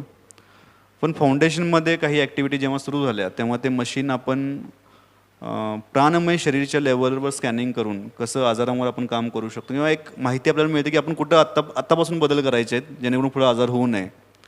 तर ते मशीन मग इथं घ्यायचं आपण ठरवलं फाउंडेशनमध्ये आणि त्या पद्धतीनं आपण 2022मध्ये ते मशीन इथं मागवलं. त्यावेळी भारतामध्ये फक्त 6 मशीन होते, 7वं मशीन आपल्या फाउंडेशनमध्ये ते आलं. आता 2024मध्ये भरपूर ठिकाणी ऑलरेडी झालं कारण त्याच्यानंतर फार ग्रोथ वाढला आहे त्या मशीनचा. पण दुर्दैवानं असं झालं की ते मशीन आलं, आपण काही जणांची त्यावेळी स्कॅनिंग पण केले, पण आपण इथं शिफ्ट झालो आणि इथं शिफ्ट झाल्यानंतर जो मल्टिपल जे झालेले आहेत मेंबर्स आता म्हणजे अगदी 80 आज आपण 1200पर्यंत म्हणजे 15 पट जवळजवळ आपण झालो आहे. तर पाठीमग बॅक ऑफिस म्हणजे आज काही इथे भरपूर एम्प्लॉई नाही आहेत. बॅक ऑफिस म्हणजे थोडक्यात मीच आहे आणि मॅडम असतात तिथे माझ्या सोबतीला. तर तो इतका लोड होता, त्याला काय शब्द नाहीत माझ्याकडे आत्ता या वर्षभरामध्ये जी पाठीमग प्रोसेस निर्माण करा. कारण नंबर वाढवणं हा उद्देश कधी फाउंडेशनमध्ये नव्हता. जे आलेले आहेत त्यांच्या जीवनामध्ये ते उतरतं आहे का, त्यासाठी आपण पाठीमग काय सिस्टीम बनवू शकतो, त्या प्रत्येकाचं ॲनालिसिस, त्यांचे प्रॅक्टिस ग्रुप बनवणं, त्यांचा रेकॉर्ड ठेवणं, ते करतायत का नाहीत, त्यासाठी काय बदल करायला पाहिजेत, कोण मेंबर कोणत्या वेळी येत नाही आहे, इरेग्युलर कोण झालं आहे, कोण रिमूव्ह झालं आहे, इतक्या गोष्टी पाठीमागं होत्या. आणि त्या नवीन सिस्टीम परत डेव्हलप करणं, त्याबरोबर पॅरली पुढच्या गोष्टींसाठी काहीतरी डेव्हलप करायचं, त्याचं विजन ठेवणं, परत साधना मंदिरची सुरुवात, ह्या सगळ्या गोष्टी पाठीमागे इतक्या होत्या की GDV मशीनसाठी वेळ देणं पॉसिबलच झालं नाही मला या वर्षभरामध्ये. आणि आत्ता देखील ते अजून सध्या पॉसिबल नाही आहे कारण गेल्या 1-1.5 वर्षामध्ये जेव्हा AI आता आलेलं आहे, आर्टिफिशियल इंटेलिजन्स, तेव्हा त्या मशीनमध्ये आणखीन भरपूर प्रोग्राममध्ये चेंज झालेत. ती मशीन परत आत्ता घ्यायची आणि त्याची रिडिंग्स घ्यायची म्हणजे त्याचा आता नवीन आणि परत ट्रेनिंग कोर्स डेव्हलप झाला आहे. तो ट्रेनिंग कोर्स आधी करायला पाहिजे कारण त्यावेळी जेव्हा आपण सुरू केलं होतं तेव्हा आधी त्याचा ट्रेनिंग कोर्स कंप्लीट केला होता मी. कारण मी जेव्हा वापरायचो आणि आत्ता जेव्हा मशीन आलं होतं आपल्याकडे त्यामध्ये भरपूर फरक झाला होता. मग त्याचं ट्रेनिंग घेऊन ते आपण सुरू केलं होतं. आता परत सुरू करायचं तर त्याचं परत ट्रेनिंग घेणं फार गरजेचं आहे. ते ट्रेनिंग घेऊन ते परत आता मशीन कसं काम करतं आहे कारण त्याच्यामध्ये सॉफ्टवेअर्स काही चेंज झालेले आहेत, मग ते लोकांपर्यंत आणणं पाहिजे. पण आता सध्याच्या ह्या 1-1.5 वर्षामध्ये आपण ते थांबवलं कारण त्यासाठी परत वेगळा वेळ देणं शक्य नव्हतं. त्यामुळे GDV आपल्याकडं आहे पण आता सध्या आपण त्याचा वापर करत नाही. पण भविष्यामध्ये एकदा साधना मंदिरमध्ये आपण सेटल झालो आणि जर तशा व्यवस्था निर्माण झाल्या किंवा कोणाला जर आपण कोणी त्यामध्ये पुढं आलं ज्यांनी ट्रेनिंग घेऊन ह्या व्यवस्था बघू शकतात असं काही झालं तर आपण नक्कीच ते GDVचं परत कार्य सुरू करू. हरकत नाही. सर, आता हा हेल्दी लाईफस्टाईल फाउंडेशनचा पसारा वाढत चाललेला आहे. मग आता बाहेरगावच्या साधकांना जर संपूर्ण स्वास्थ्य प्रणाली सहभागी व्हायचं असेल तर त्यासाठी काय आपल्याकडं तशी योजना आहे का आणि भविष्यामधल्या आपल्या फाउंडेशनच्या काय योजना आहेत याबद्दल आपण सांगावं. संपूर्ण श्वास प्रणालीमध्ये जे कोणी आलेले आहेत मला वाटतं की त्यातले कधी ना कधी जेव्हा भेटतात तेव्हा हे सांगतातच की आमचे रिलेटिव्ह या गावी आहेत, त्यांना कसा याचा लाभ मिळेल, त्यांनी कशी या व्यवस्थेची त्यांना पण कसा याचा फायदा मिळेल. तर इथे जेव्हा आपण शिफ्ट झालो या हॉलमध्ये साधना सेंटरवर तेव्हा देखील असा विचार होता की आपण ऑनलाईन व्यवस्था सुरू करूया. पण जसं मी सांगितलं की गोष्टी फार फास्ट चेंज झाल्या आणि तशी व्यवस्था पाठीमागं किंवा तेवढे हातभार लावणारे तसे येऊ शकले नाहीत. त्यामुळं बाकी काहीच गोष्टी आपण ह्या वर्षभरात करू शकलो नाही. ही व्यवस्थाच कधी स्ट्रॉंग होईल याच्यावरच आपण फोकस केला. पण साधना मंदिरमध्ये नक्की आपण त्या गोष्टीवर विचार करायचा आहे. पुढे केव्हा होईल अजून पण माहीत नाही कारण साधना मंदिर फक्त उभं राहिलं म्हणजे साधना मंदिर झालं नाही. आता भिंती उभा राहिलेत. साधना मंदिर म्हणजे घर भिंती उभारून होत नाही, त्या भिंतींच्या आत राहणारे लोक जेव्हा तयार होतात तेव्हा ॲक्च्युली घर तयार होतं. त्यामुळे साधना मंदिरचं स्ट्रक्चर तयार झालं आहे पण साधना मंदिरमध्ये येणारे जे साधक आहेत ते जोपर्यंत तयार होत नाही तोपर्यंत साधना मंदिर ॲक्च्युली होत नाही असं माझं वैयक्तिक मत आहे. लोकांना तयार करणं फार गरजेचं आहे. भिंती उभारणं फार सोपं असतं, लोकांना तयार करणं ही फार मोठी गोष्ट आहे आणि लोक जसजसे तयार होत जातील तसतशा या व्यवस्था होत जातील. भविष्यात ॲक्च्युली हाच प्लॅन आहे की इचलकरंजी सोडून बाहेरगावचे जे आहेत पूर्ण भारतामध्ये जे आहेत ते कसं याचा लाभ घेऊ शकतील. तर भरपूर जणांचा प्रश्न होतो की आपण मग फाउंडेशनचं सेंटर सगळीकडे प्रत्येक शहरामध्ये ठेवायचं का, तशी आपल्याला काही व्यवस्था अजून आपल्या विजनमध्ये नाही आहे. कारण सेंटर उभा करणं यापेक्षा आता टेक्नॉलॉजीज फार पुढे गेलेल्या आहेत. तर आपण भविष्यामध्ये असा आपला उद्देश आहे की बाहेरच्या लोकांना जर लाभ घ्यायचा असेल, साधना मंदिर आज उभारण्याचा उद्देश पण हा आहे की फक्त ऑनलाईन त्यांनी क्लास केले म्हणजे ही प्रणाली त्यांच्या जीवनात उतरणार नाही आहे. ज्याला खरोखर आपल्या जीवनामध्ये बदल घडवायचा आहे तर त्यांनी पहिल्यांदा ओरिएंटेशन प्रोग्राम आपण ठेवणार आहोत. म्हणजे डिस्टन्स एज्युकेशन कोर्सेस जे असतात आपण बघितलेलं आहे. डिस्टन्स एज्युकेशनमध्ये जेव्हा आपण ॲडमिशन घेतो तेव्हा कसं असतं, काही काळासाठी आपण तिथे जातो, त्यांच्या एक्झाम देतो किंवा त्यांचे प्रोग्राम्स अटेंड करतो, मग घरी येतो आणि काही महिने आपण ऑनलाईन परत सेशन अटेंड करतो, परत आपण एक सेमिस्टरसाठी तिथे जातो. त्या पद्धतीनं आपण हे प्रणाली डेव्हलप करणार आहे, ज्यामध्ये बाहेरच्या शहरामध्ये जे काही लोक आहेत ते 2 दिवसासाठी 5 दिवसासाठी आधी इथे येऊन राहतील, इथं एक बेसिक पूर्ण शिकतील आणि मग त्यांची सेशन परत ऑनलाईन होतील. मग काही ठराविक काळानंतर ते परत येतील. अशा पद्धतीने ती सिस्टीम आपण डेव्हलप करणार आहे. काही जणांना काय वाटतं की आपण आता इथे घेतो, इथंच ऑनलाईन स्ट्रीमिंग केलं तर होऊन जाईल ना सगळं, तर त्या प्रणाली नाही आहे. प्रणाली म्हणजे फक्त सेशन अटेंड करणं नाही आहे. म्हणून आज सांगितलं की प्रणाली ही मानसिकता बदलण्याची प्रोसेस आहे. ऑनलाईन इथे सेशन बघणं आपला, मग यूट्यूबवर आपण भरपूर बघतोयच ना, काय फरक झाला आपल्या जीवनामध्ये? काहीच फरक नाही झाला. तर ही प्रणाली फक्त ऑनलाईन स्ट्रीमिंग करून आपल्याला द्यायची नाही आहे. ऑनलाईन हा शब्द वापरण्यापेक्षा बाहेरच्या लोकांमध्ये ही प्रणाली कशी जीवनामध्ये उतरेल यासाठी आपल्याला एक सिस्टीम बनवायची आहे. त्या सिस्टीमचं एक बेसिक स्ट्रक्चर तयार आहे, पण मला अजून असं वाटतं की आपण फाउंडेशनद्वारे आर्थिक स्वरूपात किंवा एक टीमच्या स्वरूपात जेवढे हातभार पाहिजेत तेवढे अजून आपण तिथं पोहोचलेलो नाही आहे. त्यामुळे ह्या गोष्टी जरी मनामध्ये असल्या तरी अजून आपण करू शकत नाही आहे. इथे जी बेसिक आपल्याला रचना एक सुविधा करायची आहे त्यावरच आपण अजून फोकस करतो आहे, तेवढ्या व्यवस्था निर्माण करतो आहे.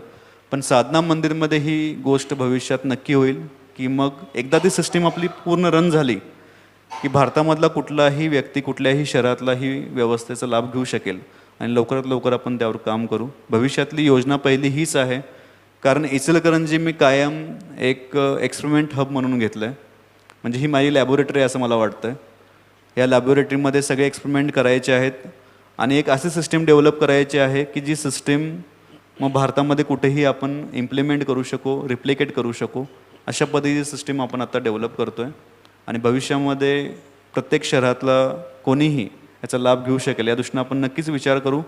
पण हे केव्हा शक्य आहे? जेव्हा सर्वांची इच्छा तर आहे, तसंच मी सांगितलं, आता इच्छा बोलणाऱ्यांची संख्या भरपूर आहे पण करणाऱ्यांची संख्या कमी आहे. करणाऱ्यांची संख्या वाढवणं आता फार गरजेचं आहे. तर नवीन नवीन व्यवस्था आपण करू शकू.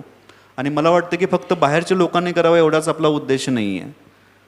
साधकांना हे पण माहीत पाहिजे की आपण फक्त प्रणाली करतो एवढीच व्यवस्था फक्त नाही आहे. इतक्या गोष्टी आपण करू शकतो फाउंडेशनद्वारे आपल्या सदस्यांसाठी ज्याला लिमिट नाही. एक्झाम्पल मी सांगतो, जेव्हा आता नवीन वर्षाचं जेव्हाही सेशन असतो त्याच्या आधी कोअर टीममध्ये जे असतात किंवा जे लीडर्स पुढे व्हॉलेंटियर्स आहेत त्यांना बोलून मी एकदा ब्रेन स्टॉर्मिंग सेशन घेत असतो की तुम्हाला काय वाटतं की या वर्षामध्ये काय व्हायला पाहिजे फाउंडेशनमध्ये.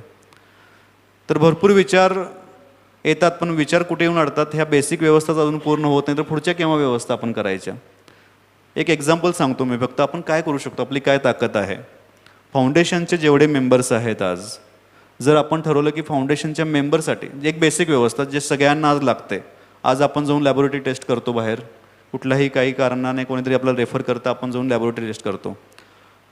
आपण जर ठरवलं आणि आपण फक्त फाउंडेशनचीच एक लॅबोरेटरी तयार केली तर बाहेर जेवढे आपण खर्च करतो त्याच्या फार कमी खर्चामध्ये आणि चांगल्या क्वालिटीमध्ये सगळ्या टेस्ट आपल्याकडे होऊ शकतात आपल्या मेंबरसाठी. ही पण एक व्यवस्थाच आहे स्वास्थ्यासाठी.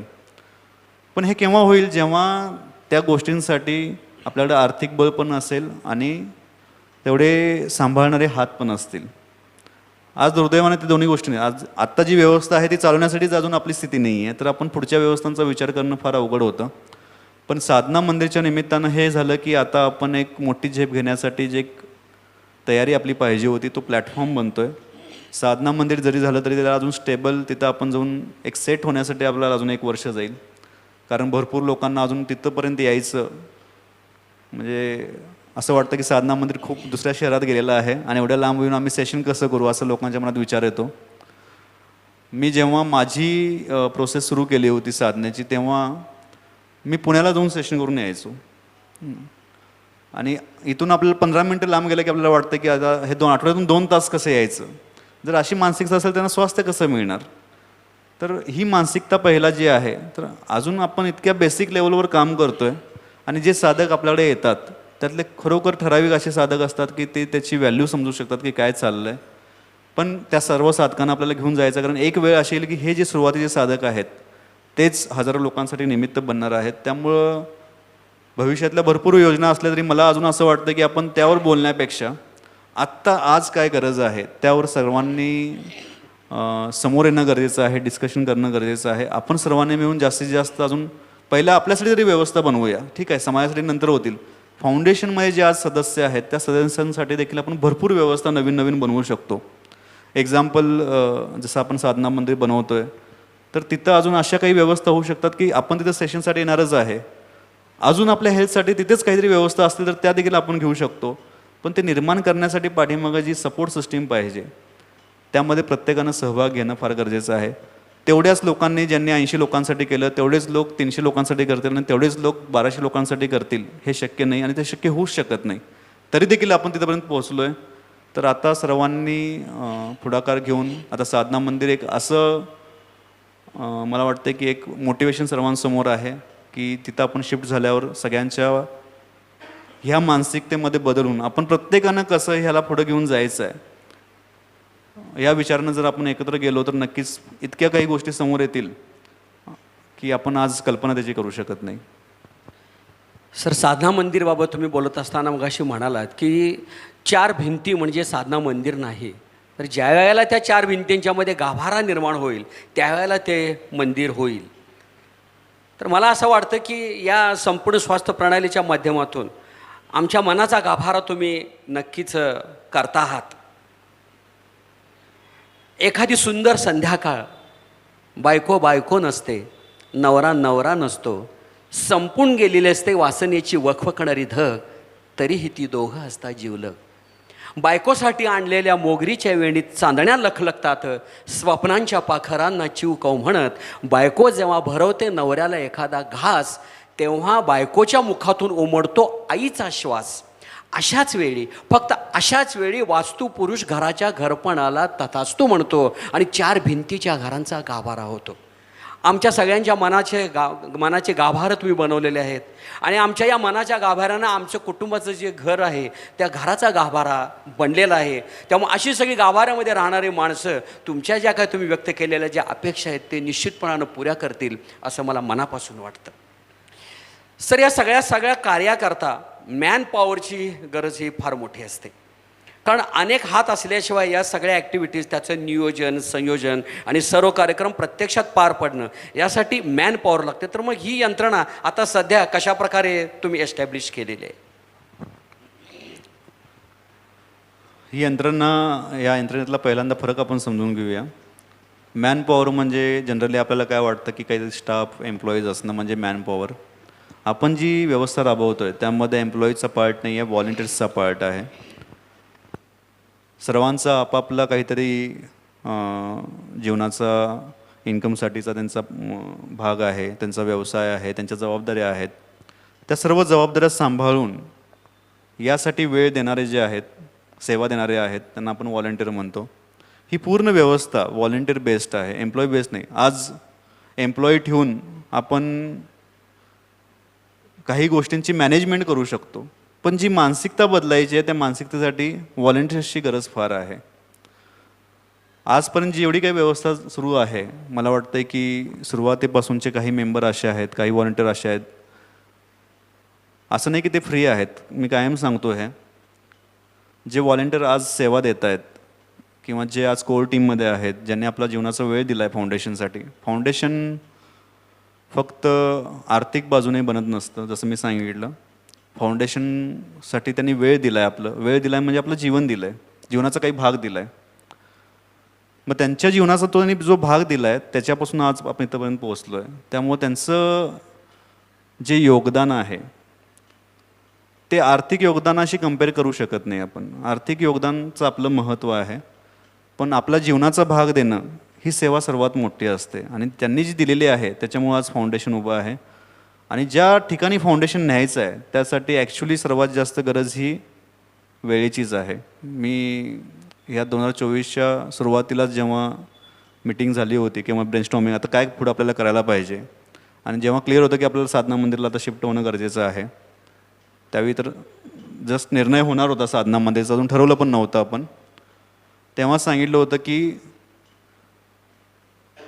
जीवनाचा भाग देणारे आत्ता कमी आहेत, पण आपण जिथं जाण्याचं बघतोय स्वप्न, त्या ठिकाणी आपलं जीवन देणारे लोक आपल्याला पाहिजेत, तर फाउंडेशन तिथंपर्यंत जाऊ शकतं. फक्त एकानं कोणाला तरी आपलं जीवन दिलं आहे आणि फाउंडेशन तिथं पण जाते असं होऊ शकत नाही. हां, सरांनी आपलं जीवन दिलं, सर तिथं घेऊन जातील असं होऊ शकत नाही. कुठलंही फाउंडेशन समाजासाठी जेव्हा कार्य करतं, समाजामध्ये ते बदल घडवायचे असतात, तर आपलं जीवन त्याला देणारे जसे जसे लोक पुढे येतात तेव्हाच ते पुढे जाऊ शकतं.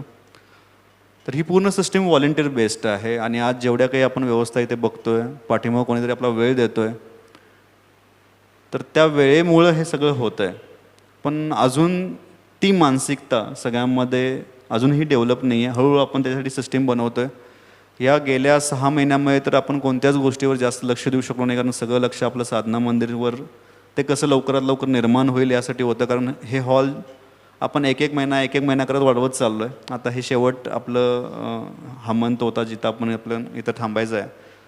त्यामुळं अगदी युद्ध पातळीवर राहून आपण ते कार्य तिथलं पूर्ण करून घेतलं. त्यामुळं सगळ्यांचा वेळ त्यामध्येच होता. आता जे काही सेवा देत होते ते, पण सुविधा वाढवायच्या असतील, व्यवस्था वाढवायच्या असतील तर त्या सेवाभावानेच वाढवू शकतात. मॅनेजमेंट करायला आपण एम्प्लॉई ठेवू शकतो, पण सेवाभाव हा आपल्याला स्वतःला देखील आणि समाजाला देखील एका वेगळ्या स्तरावर नेऊन ठेवतो. एम्प्लॉई ते करू शकत नाहीत. एम्प्लॉई फक्त काम करतात. काम आणि सेवामध्ये फार फरक आहे. आपली व्यवस्था सेवेनं चालते, कामानं चालत नाही. जे करतायत पाठीमागे, जे सेवा देत आहेत, पहिल्यांदा तर त्यांच्याबद्दल आपल्याला ते धन्यवादची फिलिंग असणं फार गरजेचं आहे.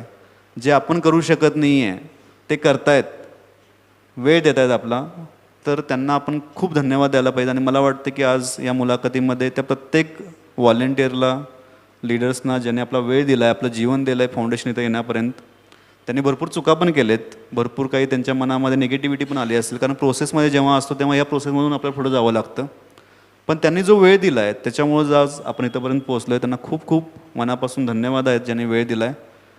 आणि आज या मुलाखतीद्वारे मी प्रत्येक साधकाला हे सांगू इच्छितो की आज फाउंडेशनला सर्वात जास्त गरज आहे आपल्या वेळेची आणि आपली आर्थिक जी मदत आहे त्यासाठी. कारण ज्या भविष्यातल्या गोष्टी आहेत त्या 2 गोष्टींशिवाय होऊ शकत नाहीत.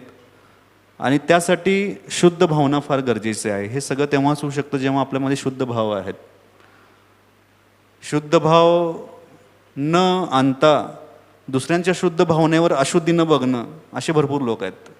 ते बदलून आपण कसे शुद्ध भावना आपल्यामध्ये आणून शुद्ध भावनेनं सगळ्यांसाठी शुद्ध हे ज्ञान कसं पोचवू शकू, यासाठी सर्वांनी आता एकत्र येणं गरजेचं आहे. तर व्हॉलेंटिअर बेस्ड सिस्टीममध्ये महत्त्वाचं काय आहे की इथं एम्प्लॉईप्रमाणे आपण कुणाला काही सांगू शकत नाही. त्यांच्या वेळेनुसार ते येतील, त्यांना जमत असेल तर ते करतील, नंतर त्यांना पाहिजे तेव्हा ते बंद पण करतील. त्यामुळे ही सिस्टीम रन करणं फार अवघड आहे.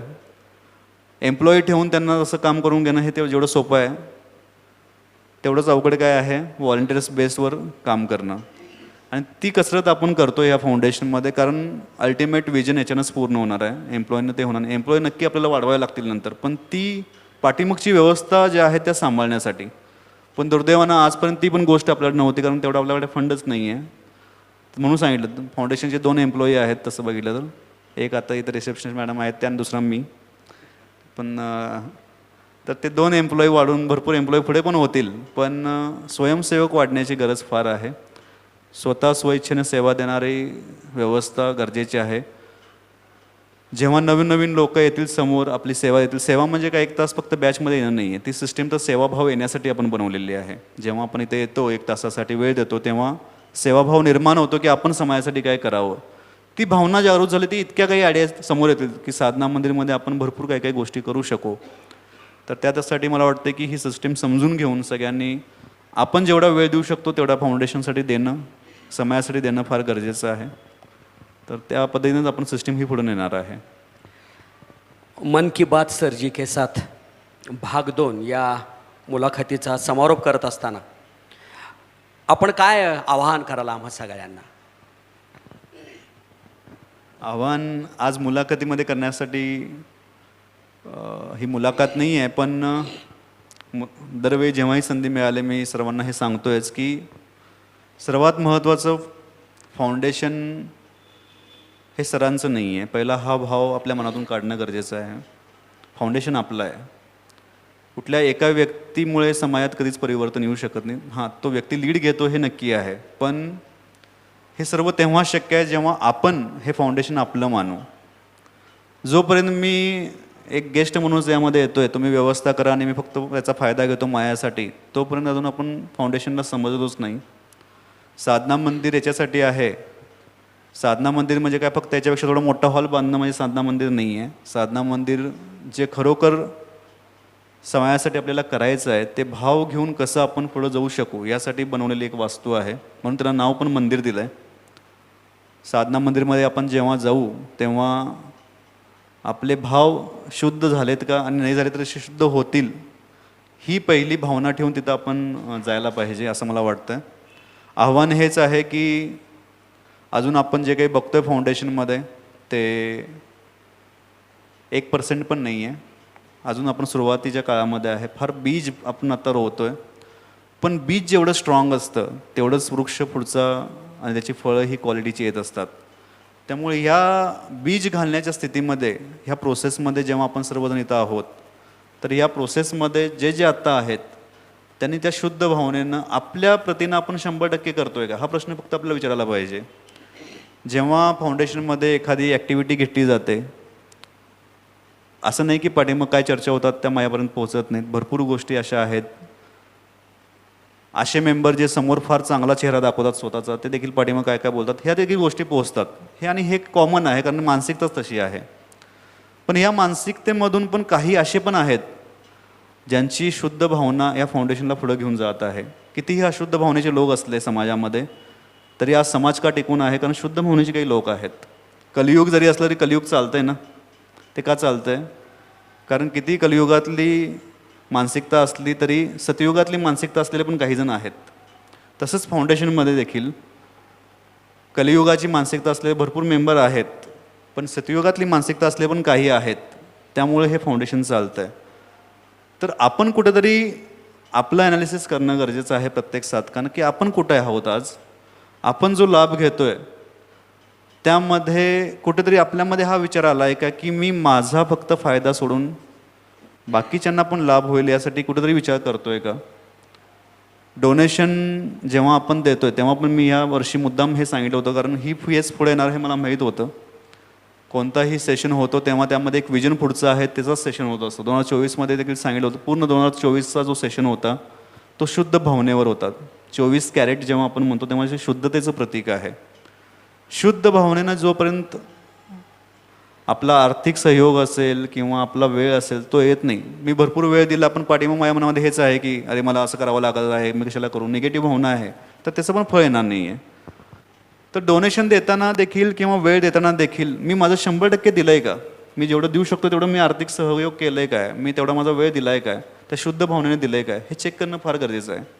कुठेतरी एक फॉर्मॅलिटी पूर्ण करायची. आता मी येतोयच, एवढे दिवस क्लास केलेला आहे, तर एवढ्या दिवस क्लासचं बाहेर केलं असं एवढी फी द्यायला लागली असती, त्यामुळे एक एवढे देतो मी डोनेशन म्हणून, अशी जर आपण दिलेली असेल तर तुमचा आर्थिक सहभाग झाला, सहकार्य पण झालं तुमचं, पण त्याचा फायदा तुमच्या जीवनात होणार नाही आहे. ती शुद्ध भावना जेव्हा येते तर ती शुद्ध भावना ते छोटं बीज फार मोठं वृक्ष आणते. आणि एक फॉर्मॅलिटी म्हणून पूर्ण केलेलं मोठं बीज पण तेवढं रिझल्ट आणू शकत नाही. आर्थिक मदत होईल पण आपल्याला त्यापेक्षा जास्त त्या शुद्ध भावनेची आज गरज आहे. आणि माझं आव्हान हेच असेल साधना मंदिरमध्ये जाताना की त्या शुद्ध भावनेवर आपण काम करूया. शुद्ध भावना जेव्हा येते तेव्हा 100% आपल्याकडून जे काही शक्य आहे ते आपण आपोआप करायलाच लागतो. तेव्हा सांगावं लागत नाही. आपल्यातले कित्येक मेंबर असे आहेत ज्यांना खरोखर आर्थिक अडचण फार आहे, तरी देखील त्यांनी त्यामधून माझ्याकडून 100% काय आहे ते दिलेलं आहे. आणि असे भरपूर आहेत ज्यांना भरपूर काय काय करता येत असतं, तरी देखील ती भावना नसल्यामुळे ते 100% नाही 20% पण देऊ शकत नाहीत. म्हणून महत्त्व अमाऊंटचं नसतं, महत्त्व त्या शुद्ध भावनेचं असतं. आणि साधना मंदिरासाठी मला वाटतं सर्वात जास्त गरज आहे शुद्ध भावनेची. आपण आज ज्या लेवलमध्ये आहोत, जिथे आहोत, तिथं मला वाटतं आज सेल्फ ॲनालिसिस करण्याची गरज आहे की माझी समाजाच्या प्रती या फाउंडेशनद्वारा काय जबाबदारी आहे आणि त्यामध्ये मी किती टक्के सहभाग घेतो आहे. काय फक्त मला फायदा यावा म्हणून 2 तास मी तर सेशनसाठी येतो आहे आणि जातो आहे. बाकी काय होतं आहे कसं होतं आहे याचं मला काहीच देणं घेणं नाही. हा पार्ट सोडून आता एक स्टेप प्रत्येकानं पुढं येणं फार गरजेचं आहे. कारण आपण ज्या वास्तूमध्ये आता जातो आहे त्या वास्तूचं महत्त्व फार जास्त आहे आणि त्या वास्तूनं जे काही पुढं होणार आहे ते भलेही आज आपल्याला समोर दिसत नाही आहे, पण ते काही वर्षामध्ये समोर येईल सर्वांच्या. ते तेव्हा समोर येईल तेव्हा मी करतो तर फार वेळ झालेला असेल. आज जे करणार आहे त्यांच्यामुळे ती वेळ येणार आहे. त्यामुळं आज आपण जे आहोत त्या सर्वांना इथं आव्हान आहे की त्या शुद्ध भावनेनं आपण पुढं येऊया आणि साधना मंदिर आपलं आहे. काही जणांना अजून पण, कारण नवीन आलेले असतात त्यांना काही सिस्टीम माहिती नसते, त्यांना वाटतं की साधना मंदिर बहुतेक सरांचंच बनलेलं आहे. सरांचं नाही आहे साधना मंदिर. साधना मंदिर समायाचं आहे, आपलं पण नाही म्हणू शकत आपण. साधना मंदिर हे प्रत्येकाचं आहे. जो पुढे येईल त्याचं पण आहे, आधी आहे त्याचं पण आहे, सगळ्यांचंच आहे. तर त्या साधना मंदिरमध्ये अजून जास्तीत जास्त लोकांना कसा लाभ होईल त्यासाठी आत्ता त्यामध्ये जे आहेत त्यांनी पुढाकार घेणं गरजेचं आहे. आणि मला वाटतं की हा फार मोठा टर्निंग पॉईंट असेल. कारण 29 ऑगस्ट जी तारीख आहे, मला वाटतं की भारतामध्ये स्वातंत्र्यापूर्वी असो, स्वातंत्र्याचा असो आणि स्वातंत्र्यानंतरचा असो, ऑगस्ट महिना हा कायम क्रांतीचाच राहिला आहे. तर क्रांती ही कायम ऑगस्ट महिन्यामध्ये फार जास्त झालेली असते आणि त्यासाठीच बहुतेक साधना मंदिरचं कार्य थोडंसं लांबलं आणि ऑगस्टमध्ये आलं. कारण आपण एक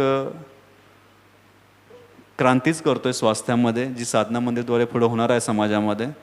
आणि ह्या क्रांतीसाठी त्यावेळी अगदी सुरुवातीला जसं मी सांगितलं होलिस्टिक हेल्थ रिव्होल्यूशन नाव दिलं होतं, म्हणजे संपूर्ण स्वास्थ्य क्रांती असं नाव दिलं होतं त्यावेळी मी जेव्हा आर्टिकल लिहायचो.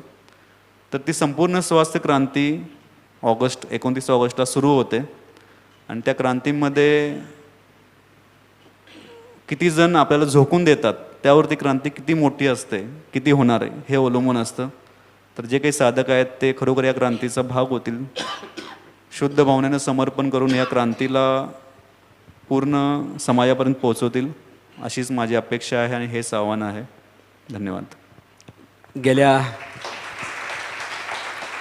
जवळपास 2 तासामध्ये सरांनी अगदी विस्तृतपणानं आपल्या सगळ्यांच्या मनातले प्रश्न आणि त्याची उत्तरं सरांनी अतिशय चांगल्या प्रकारे आपल्या सगळ्यांना समजावून सांगितली.